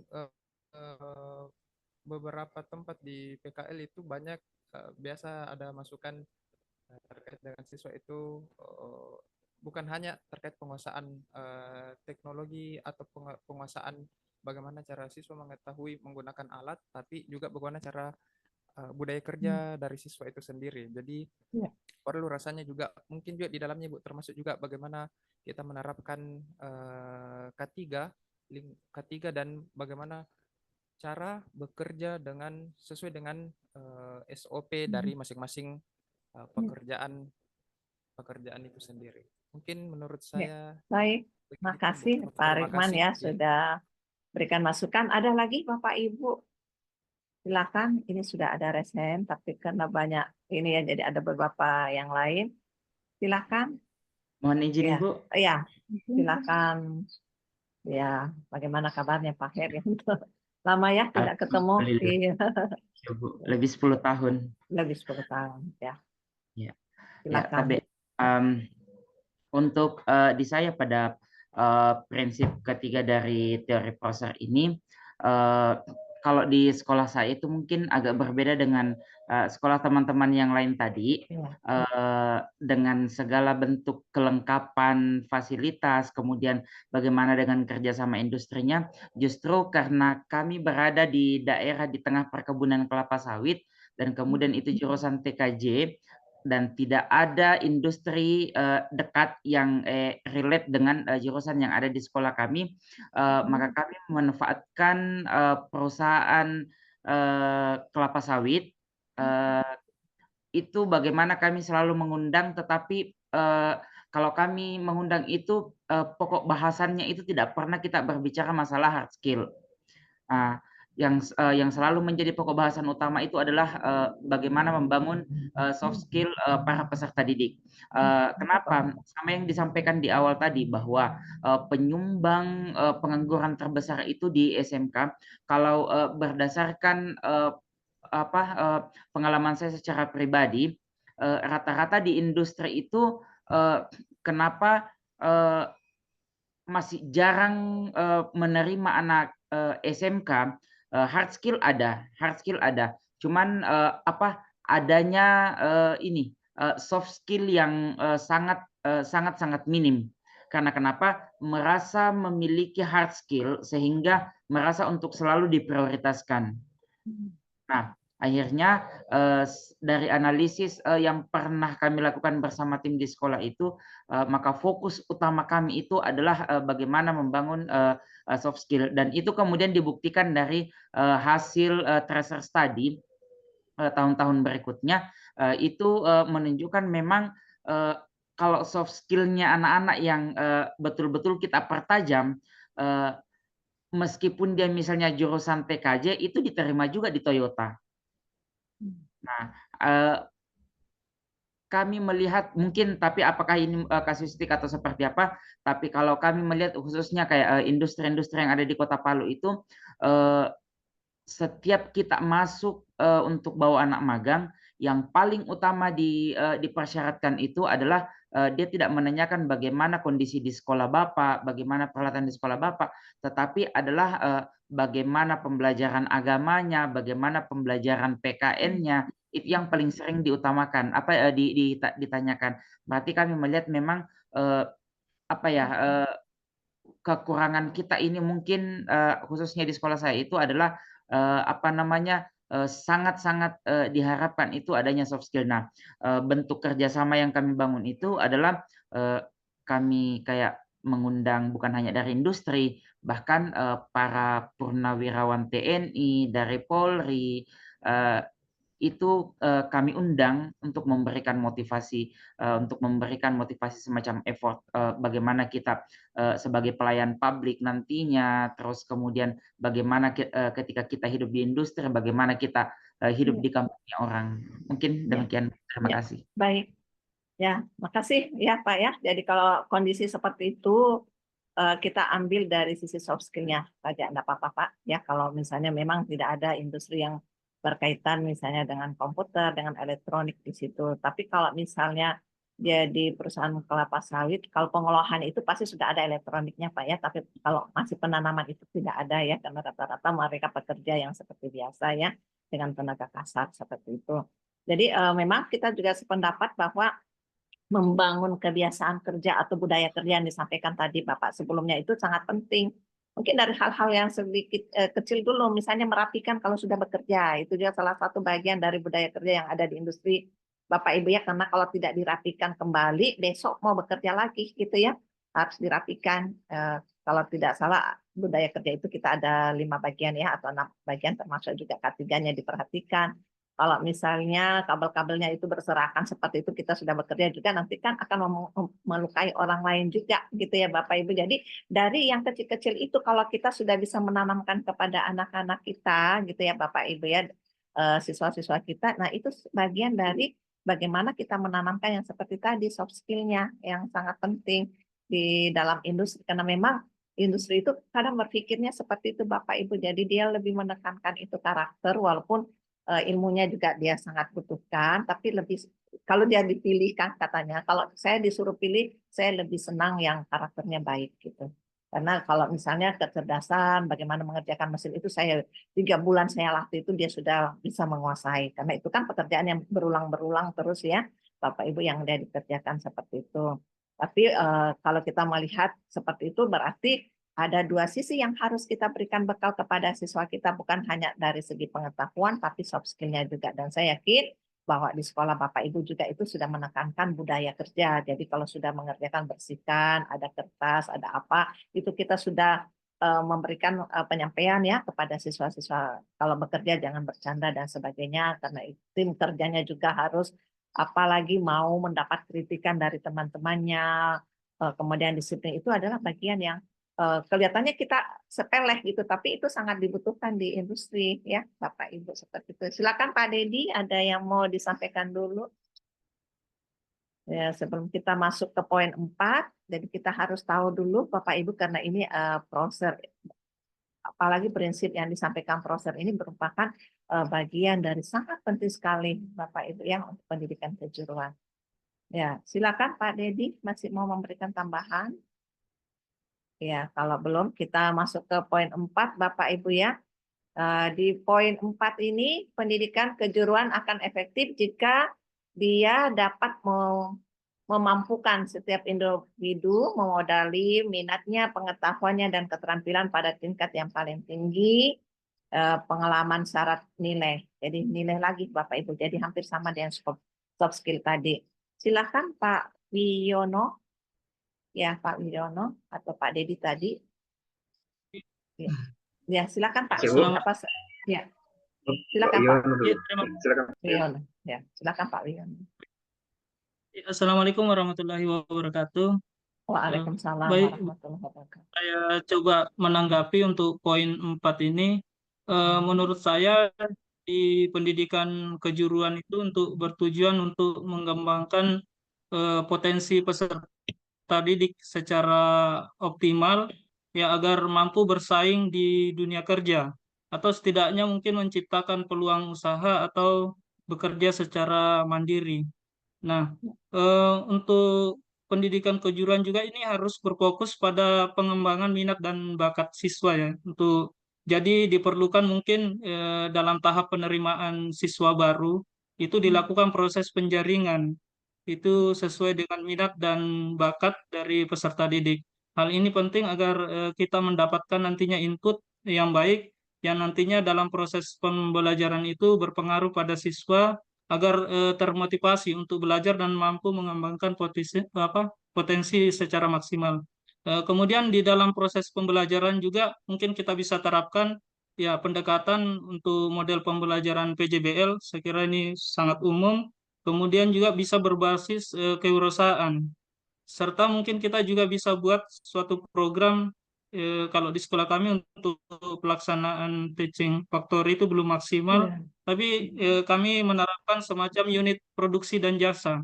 Jadi kita melibatkan siswa-siswa yang mampu, yang mau ikut membuat suatu produk sesuai dengan pesanan dari luar. Saya kira itu, Ibu, tanggapan saya. Terima kasih. Ya, makasih banyak Pak Wiono ya. Jadi sudah juga memanfaatkan ya, menerapkan poin-poin yang kita sampaikan tadi, bagaimana membekali anak-anak kita bukan hanya dari segi pengetahuan yang disampaikan, keterampilan, tetapi memang nilai-nilai yang kita katakan tadi soft skill juga itu dilatihkan kepada anak-anak kita ya, atau siswa-siswa kita mulai dari awal ketika belum masuk praktek gitu ya.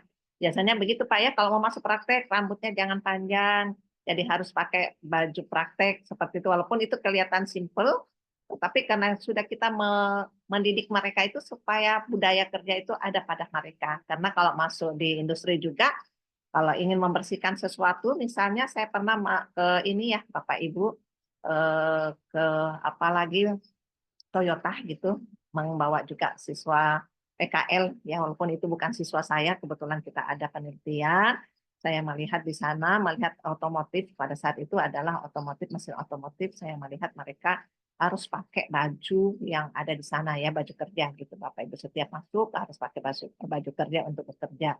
Dan itu adalah bagian yang sangat penting. Jadi ketika Bapak Ibu ada di lab ya, kita usahakan seperti itu. Mereka masuk pakai baju lab, kalau tidak ada harus diupayakan ya, kalau perlu cari gitu baju labnya itu, baju untuk di lab gitu ya Bapak Ibu, karena itu adalah bagian dari melindungi juga mereka ya dalam bekerja.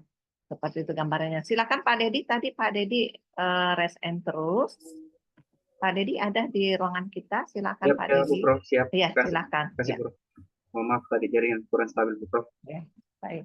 Baik, saya akan mengomentari sedikit terkait dengan teori Prosser, yaitu pendidikan kejuruan akan efektif jika dia dapat memampukan setiap individu memodali minatnya, pengetahuannya, dan keterampilannya pada tingkat paling tinggi, pengalaman syarat nilai. Nah, kalau yang saya terapkan di sekolah, Bu Prof, tentu dalam penjaringan ataupun dalam proses pembelajaran itu ada observasi kepada siswa, menelusuri bakat dan minatnya sampai di mana mereka punya bakat dan minat.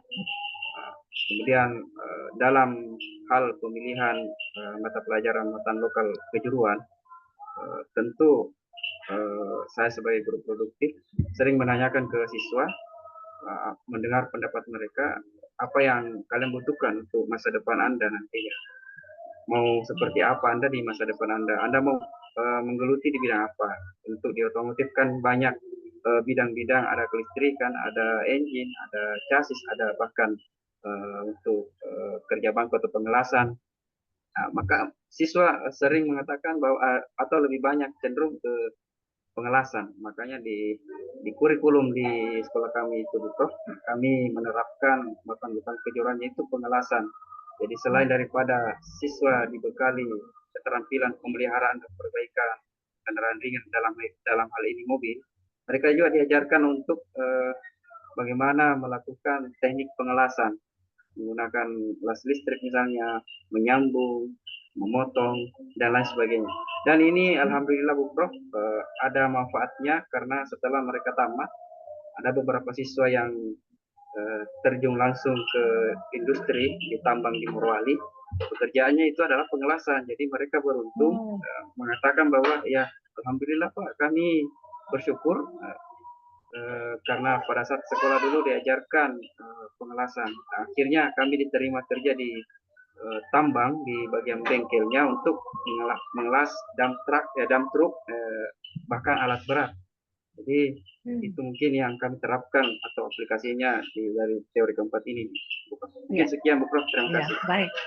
Ya, makasih Pak ya, Pak Dedi sudah memberikan tadi ulasan yang menarik juga ya mengenai bagaimana pentingnya yang kita sampaikan tadi Bapak ya, bahwa minat itu memang perlu ya, kemudian pengetahuan, keterampilan yang seperti kita diskusikan bersama, walaupun itu kita sudah terapkan di sekolah, dan apa yang kita sampaikan kepada siswa kita juga itu merupakan bekal juga untuk mereka bekerja ke depan. Baik, kita masuk ke poin 5 Bapak Ibu, karena kita masih ada kurang lebih sampai 16 ini Bapak Ibu ya. Baik, kita masuk ke poin 5, silakan. Ada yang bisa mengulas? Ya, silakan. Ibu lihat ini ada Purnamawati Sinar tadi ya. Ya, Purnama Sinar. Kalau enggak salah ya tadi sekilas saya ya. Bagaimana kabar? Gimana kabarnya? Alhamdulillah baik kok. Alhamdulillah, ya. Alhamdulillah sehat, ya. Ya, Terima kasih Prof atas kesempatannya. Mohon izin mengomentari poin 5 dari teori Prosser, pendidikan kejuruan yang efektif untuk setiap profesi, jabatan, atau pekerjaan itu hanya dapat diberikan kepada seseorang yang memerlukannya, yang menginginkannya, dan yang dapat untung darinya. Jadi, menurut pandangan saya dan pernah saya lakukan tetapi mungkin belum sempurna, masih terpotong tahapnya. Nah, pertama-tama pastinya biasanya di pertemuan-pertemuan awal, apalagi di dasar program keahlian di kelas 10 itu ada CP atau capaian pembelajaran itu mengenai profil profesi. Nah, sebelum itu ketika mereka kelas 10 pas di awal pertemuan pastinya ada asesmen minat. Nah, di asesmen minatnya itu sudah diberikan pilihan-pilihan.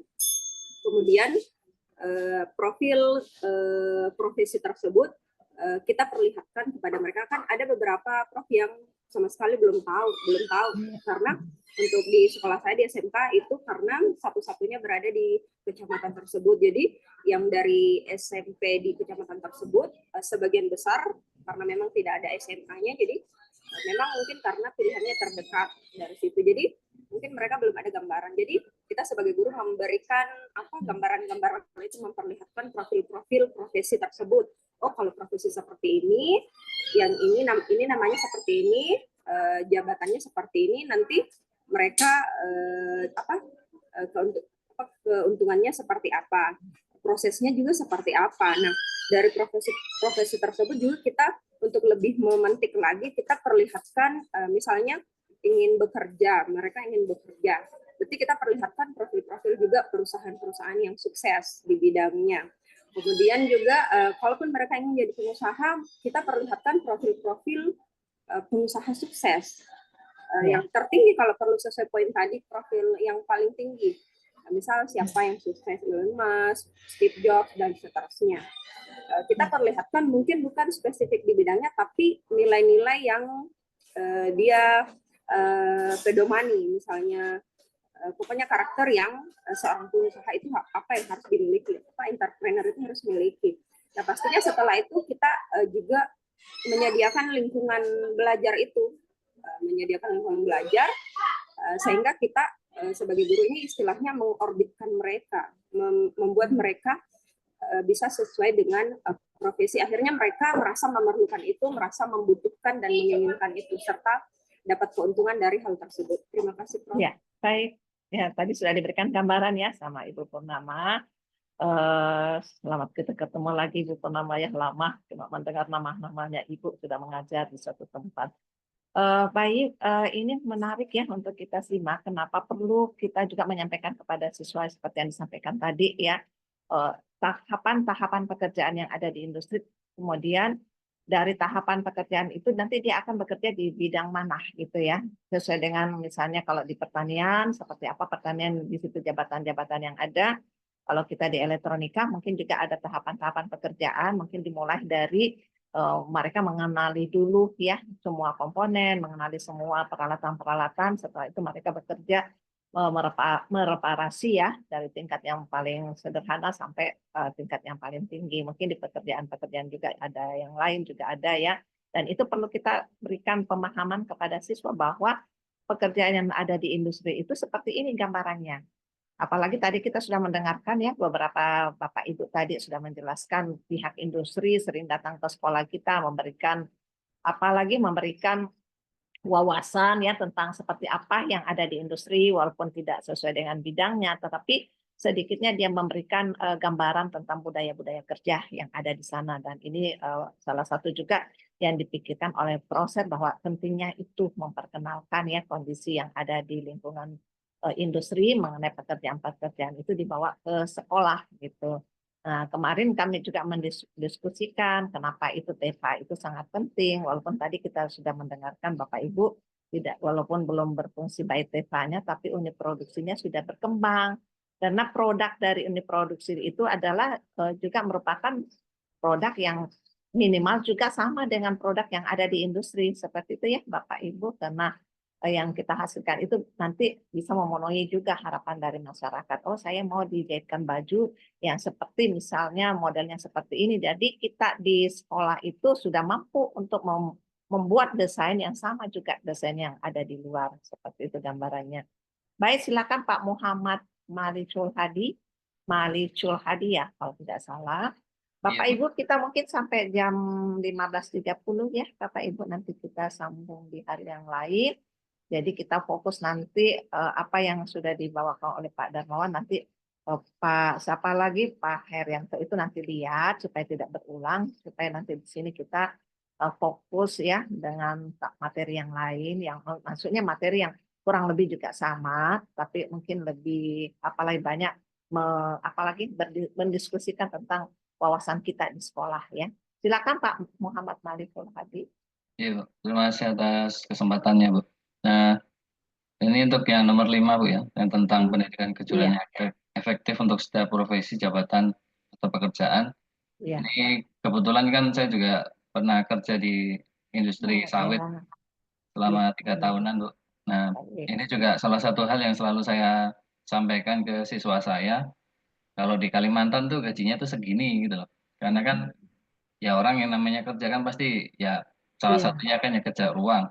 Jadi dengan siswa itu tahu, oh ternyata kalau kita jadi mekanik mau keluar dari Sulawesi Barat, oh ternyata gajinya bisa sebesar ini. Nah, dengan begitu siswa itu punya dia minat untuk, oh ternyata nggak rugi kita masuk di otomotif ini. Ternyata ada kesempatan di luar Sulbar, ya tapi bagi yang diperbolehkan merantau, karena seberapa siswa itu juga orang tuanya kalau ditanyai kemana ya. bisa merantau Nggak nggak? mau ya. Langsung bilang, wah nggak boleh Pak sama ibu saya Pak, nggak boleh Pak sama bapak saya Pak. Seringnya kayak gitu siswa-siswa. Iya. Jadi ya mungkin untuk beberapa siswa yang mungkin berbeda dari yang lain, 1 sampai 2 orang, itu biasanya dia bilang, oh gimana Pak cara daftarnya Pak? Oh gampang, nanti kita buka ini aja, job street, apa-apa. Nah, itu nanti setelah dia lulus, misalkan tanya, bisa nanti kita buat itu, dia bisa daftar sesuai permintaannya apa. Nah, tapi juga nanti akan disesuaikan sama kemampuannya dia. Jika memang dia nggak bisa, maksudnya biayanya juga nggak cukup, ya mungkin kita cari yang masuk akal dulu. Maksudnya di Makassar kah, yang satu pulau dulu. Nanti kalau sudah dapat pengalaman, ya kita bisa nanti coba di wilayah Kalimantan atau di mana. Mungkin seperti itu, Bu. Ya, baik. Makasih banyak Pak Muhammad Malikul Hadi ya. Tadi sudah diberikan gambaran. Bapak Ibu, kalau Bapak Ibu punya pengalaman lapangan itu enak gitu menjelaskan gitu Pak ya kepada siswa-siswa. Kemarin Bapak Ibu kami pernah sempat gitu ya buat diskusi dengan Bapak Ibu di Politeknik Kelautan ya, perhubungan gitu Pak ya, kelautan ya di Politeknik Kelautan. Sebagian besar itu mereka punya guru itu dosen ya Bapak Ibu ya, dosen itu ada di laut gitu Pak. Jadi ikut melaut gitu. Jadi ada yang 10 tahun, ada sampai pensiun, kemudian pensiun itu jadi angkat kembali menjadi tenaga pengajar di sana. Sempat guru-guru ini atau dosen-dosen ini menyampaikan kami itu ada pengalaman industri sehingga pada saat kita mengajar itu kita mengajarnya walaupun di situ ada kurikulum tapi kita berbasis yang ada di laut gitu Pak ya, mesin-mesinnya dan sebagainya. Jadi secara praktis yang tidak ada di teorinya itu kami ajarkan gitu menurut pengalaman kami. Tapi tetap selalu bertolak kepada kurikulum karena kurikulum kan ada tujuan yang akan dicapai seperti itu. Tapi kalau begitu masuk di analisis itu kami banyak mendapatkan pengalaman memberikan pengetahuan kepada siswa-siswa itu tentang pengalaman kami di laut, bagaimana misalnya kalau mesinnya seperti ini, sehingga kalau sedikit saja suara mesin seperti ini kami tahu itu kerusakan di sisi ini karena berdasarkan pengalaman di lapangan seperti itu. Jadi memang tepat Bapak Ibu ya kalau kita ada pengalaman lapangan itu mengajarkan kepada siswa itu banyak apalagi praktek-praktek baik yang bisa kita tularkan kepada mereka dan salah satu juga memberikan motivasi bahwa kalau kita bekerja di sini apalagi seperti tadi Bapak katakan gajinya seperti ini tinggi gitu Bapak Ibu sehingga salah satu juga taktik kita untuk bagaimana anak-anak kita itu mau gitu Pak ya bekerja ya. Baik silakan Ibu ada Ibu Nurhayati silakan. Baik terima kasih Bu. Ya. Izin kedengaran Bu Prof? Ya, kedengaran Ibu, silakan. Ibu bidangnya Ya, apa Ibu? Saya PTIN jurusan TKJ Bu. Oh, TKJ ya, silakan. Ya. Iya. Sebelumnya Baik, saya silakan. mohon maaf Bu Prof karena saya dari perjalanan ini jadi singgah di satu tempat mungkin backgroundnya kurang nyaman. Jadi Iya. untuk prinsip pendidikan kejuruan menurut Proser di poin kelima ini, seperti yang tadi dikatakan oleh Pak Malikul, tidak dapat dipungkiri salah satu hal yang dapat menarik minat siswa itu ketika kita memberikan iming-iming berupa untung yang akan mereka dapatkan ketika belajar kejuruan itu sendiri. Nah, kami di jurusan TKJ itu hal pertama yang kami perkenalkan kepada siswa bahwa ketika siswa belajar TKJ salah satunya adalah mampu menjadi teknisi di sebuah anggaplah misal kayak semacam tempat servis komputer seperti itu, Bu Prof. Jadi ketika anak-anak sudah tahu, misal yang paling simpel saja menginstal sistem operasi, dari menginstal sistem operasi saja itu kita dapat imbalan itu paling sedikit itu 50.000, Bu Prof. Jadi anak-anak sudah kalau misal sudah tahu menginstal, berarti saya bisa tawar ke orang-orang minta untuk laptopnya saya servis bisa dapat seperti itu. Mungkin seperti itu, Bu Prof. Terima kasih. Baik Bapak Ibu ya, jadi kita tinggal berapa menit lagi Bapak Ibu, apalagi ini lagi ada azan, mungkin kita jeda sedikit ya, ada azan ya. Bapak Ibu mungkin 5 menit, bukan 5 menit ya, mungkin 2 menit untuk azan dulu.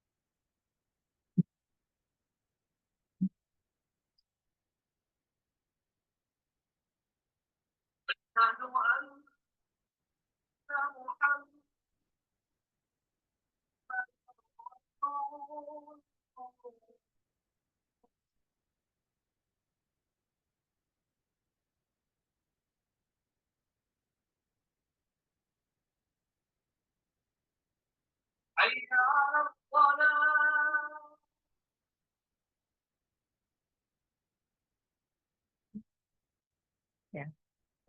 Baik Bapak Ibu, nanti kita sampai ke poin 5 ya. Nanti minggu depan kita masih masuk poin yang lain, tapi Bapak Ibu nanti poin yang lain ini dicari dulu ya. Dicari dulu bahasanya untuk bidang Bapak Ibu, jadi supaya nanti pas masuk setelah kita selesai dari proser kita masuk ke materi selanjutnya ya Bapak Ibu ya. Dan saya harapkan nanti ketua tingkat apalagi jeda. Jadi saya harapkan nanti ketua tingkat lihat poin-poin yang ada di sini supaya materi yang ada di sini tidak overlapping dengan materi dari Bapak Darmawan ya, timnya Ibu ya dalam proses pembelajaran ini. Tugas pertama kita sudah mulai jalan Bapak Ibu ya supaya berbarengan selesai. Jadi tugas pertama itu Bapak membuat profil itu sekolah masing-masing, memotret itu bagaimana organisasi manajemen, apa yang mulai dari manusianya, SDM-nya seperti apa, manajemen kan itu masuk manusianya Bapak Ibu ya, pengelolaannya, pelaksanaannya, kemudian apalagi sarana prasarana itu Bapak Ibu ya peralatan gitu ya masuk semua. Nanti kalau kita masuk di teori manajemen sebenarnya itu semua gitu Bapak Ibu ya, jadi potret Bapak Ibu potret. Kemudian nanti dibuatkan, enggak usah buat dalam bentuk makalah, tapi dibuatkan saya PowerPoint. Bapak Ibu semua kan punya sekolah gitu ya, jadi tolong potret itu sebaik mungkin. Kemudian nanti Bapak Ibu kalau sudah dipotret buatkan video untuk presentasi, karena untuk kita presentasi itu waktunya kita tidak punya. Nanti saya menilai Bapak Ibu presentasi, buat video presentasi untuk PPT yang dibuat, itu Bapak Ibu ya. Ya, jadi kita ada Google Drive, semua tugas-tugasnya itu untuk setiap mahasiswa itu ada. Jadi ada apalagi foldernya masing-masing mahasiswa, nanti di situ tugas 1 sampai 4. Tugas pertama kita sudah jalan, Bapak Ibu buat profil sekolah masing-masing, kemudian Bapak presentasikan dibuat dalam bentuk video. Seperti itu Bapak Ibu ya. Ya. Terima kasih banyak. Ada yang keberatan? Ada yang mau bertanya? Ya, kita kan merdeka belajar. Kalau ada hal-hal yang kurang berkenan, silakan kita diskusikan. Jangan nanti Ibu tutup ini, nanti baru cerita Ibu Puri itu tugasnya banyak sekali. Bukan begitu ya. Kita sama-sama belajar Bapak Ibu ya. Jadi salah satu kenapa kita sampai pada tahap ini, ya, itu adalah kita belajar. Gitu. Kalau Bapak Ibu ingin bisa mengkaji, sebenarnya pendidikan kejuruan itu menarik Bapak Ibu ya. Ibu tahunya di Malang itu menjadi kota vokasi. Saya ingin juga ini di Makassar juga itu kita merupakan kota vokasi juga. Seperti itu Bapak Ibu ya. Mudah-mudahan itu bisa dari tangan Bapak Ibu yang ada sekarang ya. Baik, ada yang mau bertanya dulu? Kita sudah masuk tugas pertama, Bapak 4 tugas. Kemudian nanti 4 kali pertemuan, tidak bisa semuanya mungkin dipresentasikan Bapak Ibu ya. Jadi Bapak Ibu buat video, nanti saya yang menilainya. Gitu. Ayo, dan video itu nanti kalau sudah ada, saya sudah menilai, Bapak Ibu silakan dimasukkan ke YouTube ya. Ya, jadi seperti itu. Jadi kalau sudah saya nilai, kemudian ada koreksi, Bapak Ibu perbaiki koreksian. Kalau misalnya tidak ada, nanti saya apalagi sampaikan di grup mata kuliah kita. Buatkan grup ya Pak Heri. Nanti di grup kita saya mengatakan bahwa ya silakan di-upload di YouTube gitu ya. Bapak memperkenalkan pendidikan kejuruan itu dari profil sekolah kita. Gitu ya Bapak Ibu ya. Ya. Baik, ada masukan dulu? Silakan kalau ada masukan. Sepertinya 3 tugas Bu, karena mulai tugas 2, 3, 4. Iya. Tugas, maksudnya 2, 3, 4 di mana itu Bapak Ibu? Tadi tugas pertama kan dia tugas kedua tertulisnya. Profil. Jadi kita profil sekolah Bapak Ibu dan fungsi-fungsi manajemen. Tugas yang kedua itu Bapak Ibu kan mengambil artikel gitu. Ya, kita bagi 2, nanti Pak Heri membagi 15 itu adalah negara maju. Bapak Ibu list itu negara maju siapa saja. Kemudian negara berkembang jangan Indonesia. List semua dibagi 15 orang, kemudian cari artikel yang masuk Q1, Q2, Q3, Q4, sampai Q4 saja Bapak Ibu ya. Kemudian itu 5 tahun terakhir, dia terbitan artikel itu 5 tahun terakhir. Dan kalau misalnya di review itu hanya kurang lebih 5 halaman Bapak Ibu ya. Jadi kita jangan menerjemahkan semua, tidak, tapi Bapak Ibu ambil kata-kata kunci yang bisa direview gitu ya, diberikan masukan gitu. Ya, seperti itu gambarannya. Misalnya kalau kita tahu di Australia itu kan tidak ada sekolah vokasi Bapak Ibu ya, tapi dia ada satu lembaga yang namanya VET, Vocational Education Training. Jadi mereka yang tamat dari sekolah menengah atas itu kalau mau bekerja masuk ke situ Bapak Ibu ya. Seperti kita di BLK kalau di sini, tapi kita kan ada SMK. Kalau mereka itu tidak ada SMK. Jadi masuk di lembaga itu untuk bisa bekerja, namanya VET gitu ya. Jadi vocational education training pelatihan pendidikan vokasional, vokasi seperti itu. Nah, Bapak nanti menjelaskan itu bagaimana sebenarnya di vokasi sana gitu Bapak Ibu. Jadi organisasi manajemen itu bukan hanya melihat organisasi manajemennya, Bapak bisa melihat dari segi pembelajaran TEFA, bisa kita ambil TEFA atau unit produksi, bisa melihat dari apalagi sarana prasarana, bisa melihat lingkungan industri yang dihadirkan di sekolah Bapak Ibu ya. Kami pernah ke SMK Mikail Bapak Ibu. SMK Mikail itu di Solo. SMK itu punya industri, jadi dia itu berdampingan dengan industrinya. Nah, itu salah satu mereka itu sudah begitu praktek ada di industri gitu. Jadi peralatannya itu sudah peralatan industri juga karena berdampingan dengan industrinya seperti itu. Untuk beberapa sekolah yang lain kan ada yang belum ya. Jadi itu salah satu konkret seperti itu gambarannya. Baik Bapak Ibu, ya kita satu-satu saja dikerja, jangan bekerja semua Pak lalu nanti sakit ya. Kita kan mau selesai di sini juga dengan kondisi sehat gitu ya. Bu, Kita mau fleksibel saja. konfirmasi yang tugas profilnya dalam bentuk narasi aja kan, Bu? Kita dalam bentuk apa tadi PPT, dalam bentuk PPT Bapak Ibu ya. Ya, dalam bentuk PPT tapi dipresentasikan melalui video. Dan video itu nanti kita masukkan di YouTube setelah nanti kita koreksi. Saya nilai dulu, baru saya masukkan di YouTube. Baru kita masukkan di YouTube, kan bukan saya masukkan ya, Bapak Ibu yang masukkan seperti itu. Bisa Pak lalu? Ya, tidak berat kan? Iya, semangat. Ya, guru-guru kan itu harus hebat ya, harus semangat supaya siswanya juga bersemangat. Kalau ada yang Bapak Ibu tidak bisa, nanti kan misalnya saya tidak bisa videokan, tidak bisa ini, di teman kita di sini ada dari komputer, bisa minta bantuan atau sama anak atau sama teman gitu, bagaimana memvideokan seperti itu Bapak Ibu. Kan ada aplikasinya, Bapak Ibu tinggal berbicara, PowerPoint-nya kan PowerPoint biasa, jadi profilnya itu Bapak akan menyoroti bagaimana kondisi sekolah itu berdasarkan kalau kita 8 standar Bapak Ibu ya, 8 standar pendidikan nasional, input proses seperti itu ya Bapak Ibu ya, sampai evaluasi sampai pembiayaan itu masuk organisasi sebenarnya semuanya. Iya. Supaya tidak memberatkan ya, bisa dikerja sedikit-sedikit. Kalau ada yang mau ditanyakan silakan, jangan sampai saya tutup ini Ibu merasa berdosa karena memberikan tugas yang terlalu banyak gitu ya, merasa berdosa. Ya, ayo Pak, silakan.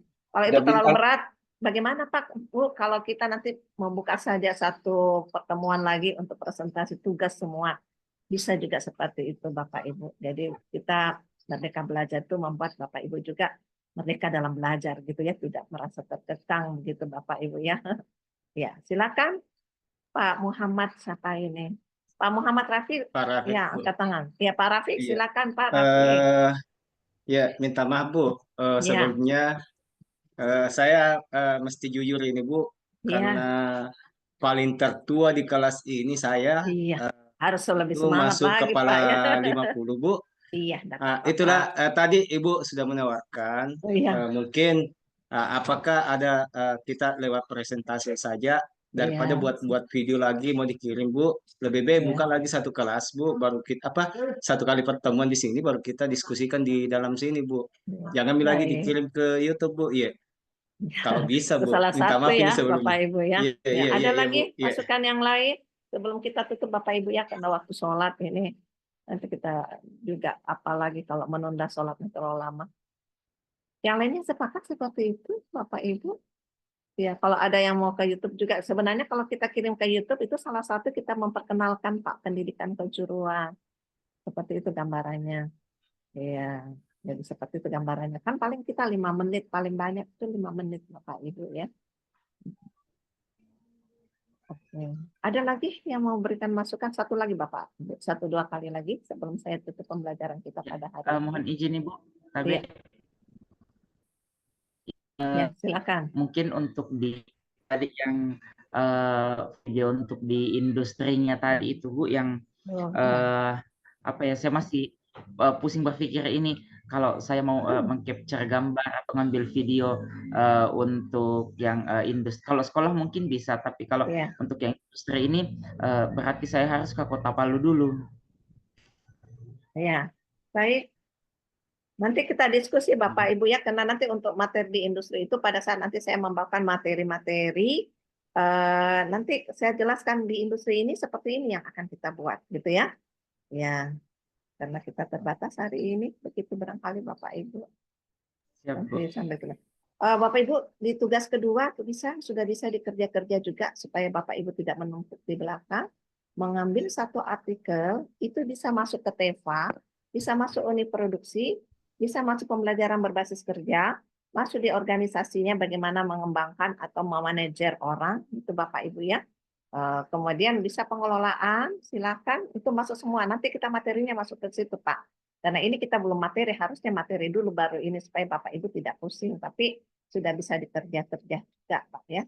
Misalnya Bapak Ibu ingin melihat bagaimana implementasi, misalnya Bapak Ibu ya, implementasi pembelajaran berbasis kerja, work based learning, ya, pembelajaran berbasis kerja.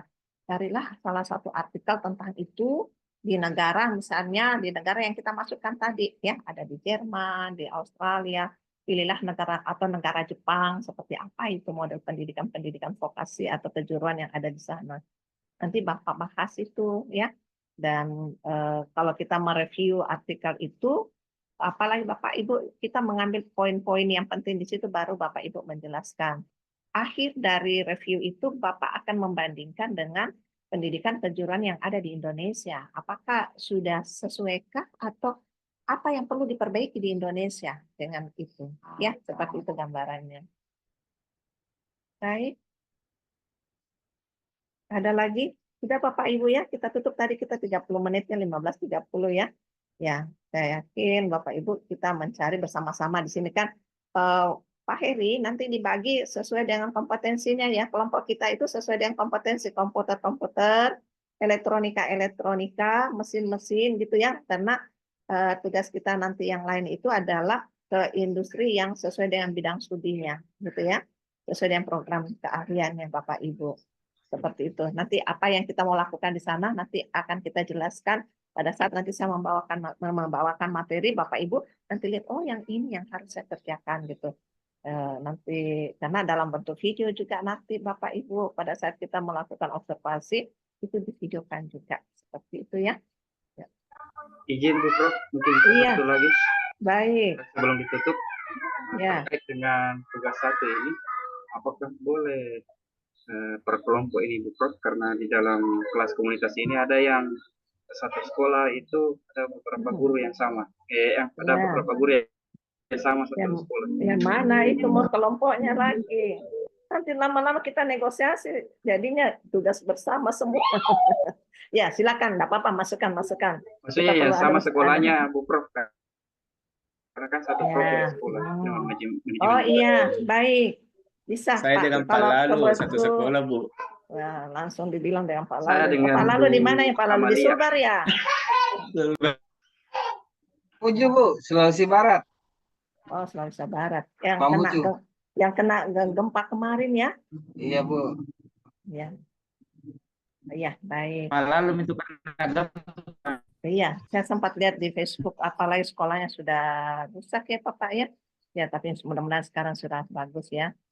Ya, jadi walaupun kita jarang ketemu Bapak Ibu, mungkin ada beberapa di sini yang pernah menjadi teman gitu ya dalam mata kuliah kita ya, yang waktu di S1. Senang sekali bisa bertemu. Ada beberapa, saya mungkin sudah lupa namanya, tapi kalau melihat muka-mukanya, oh ini pernah gitu. Iya, ada pernah Sinar ya. Kemudian Ibu Nur Hayati juga ya. Ya. Iya, Bu Prof. Iya, tuh, Kemarin makanya. sempat mata kuliah metodologi penelitian, Iya. seringnya di kelas tumul itu, Bu Prof. Ah ya, baik. Jadi ada ya beberapa, mungkin yang lain juga pernah ketemu, tapi ketemu insya Allah sudah dipertemukan hari ini. Akan menutup kegiatan sekarang ini yang paling ketua kelas kita, mungkin yang Pak Heri ya, tapi ada ketua dalam umur, tapi tidak usah pakai umur Pak. Kalau kita pendidikan ini merasa mudah semua ya. Kalau kita, ya silakan Pak Heri barangkali ditutup pelajaran pada hari ini, Pak Herianto. Ya. Ya, Doanya baiklah didengar Bapak. Pak Heri ya, nanti doanya lain gitu, kita tidak mendengarkan, jadi harus didengarkan. Iya, baik, silakan. Baiklah Bapak Ibu, sebelum kita menutup pada pertemuan pertama kelas organisasi dan manajemen PTK pada hari ini, marilah kita bersama-sama berdoa kepada Allah Tuhan semesta alam, dan doa silahkan menyesuaikan dengan kepercayaan masing-masing. Nah, untuk kali ini saya akan memimpin secara Islam. Marilah kita berdoa dimulai. Bismillahirrahmanirrahim. Alhamdulillahirabbil alamin arrahmanirrahim maliki yaumiddin iyyaka na'budu wa iyyaka nasta'in ihdinas siratal mustaqim shiratal ladzina an'amta 'alaihim ghairil maghdubi 'alaihim waladdallin amin. Ya Allah,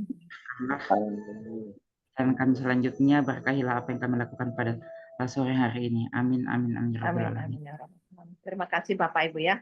Semoga apa yang kita diskusikan ini walaupun sedikit Bapak Ibu ya bisa membuka wawasan kita dulu di awal-awal kuliah ini. Karena ke belakang itu banyak nanti yang akan kita diskusikan ya, karena tanggung jawab kita itu adalah mengembangkan pendidikan kejuruan ini Bapak Ibu. Sehingga SMK itu bukan lagi dianggap menjadi sekolah nomor 2 ya, nomor 1 itu SMA, tapi SMK itu dianggap juga sebagai satu nomor 1 gitu ya, bukan nanti kalau kita tidak ambil di SMA ada di SMK seperti itu. Nah, baik. Terima kasih banyak. Kita guru adalah guru yang hebat, Bapak Ibu ya, menjadi agen perubahan ke depan karena di tangan kita semua yang ada di sini, anak-anak kita nanti ya bisa berkarya lebih baik lagi dari apa yang kita dapatkan pada hari ini. Baik, terima kasih banyak. Assalamualaikum warahmatullahi wabarakatuh. Saya lihat Bapak Ibu ya, terima kasih banyak. Terima kasih.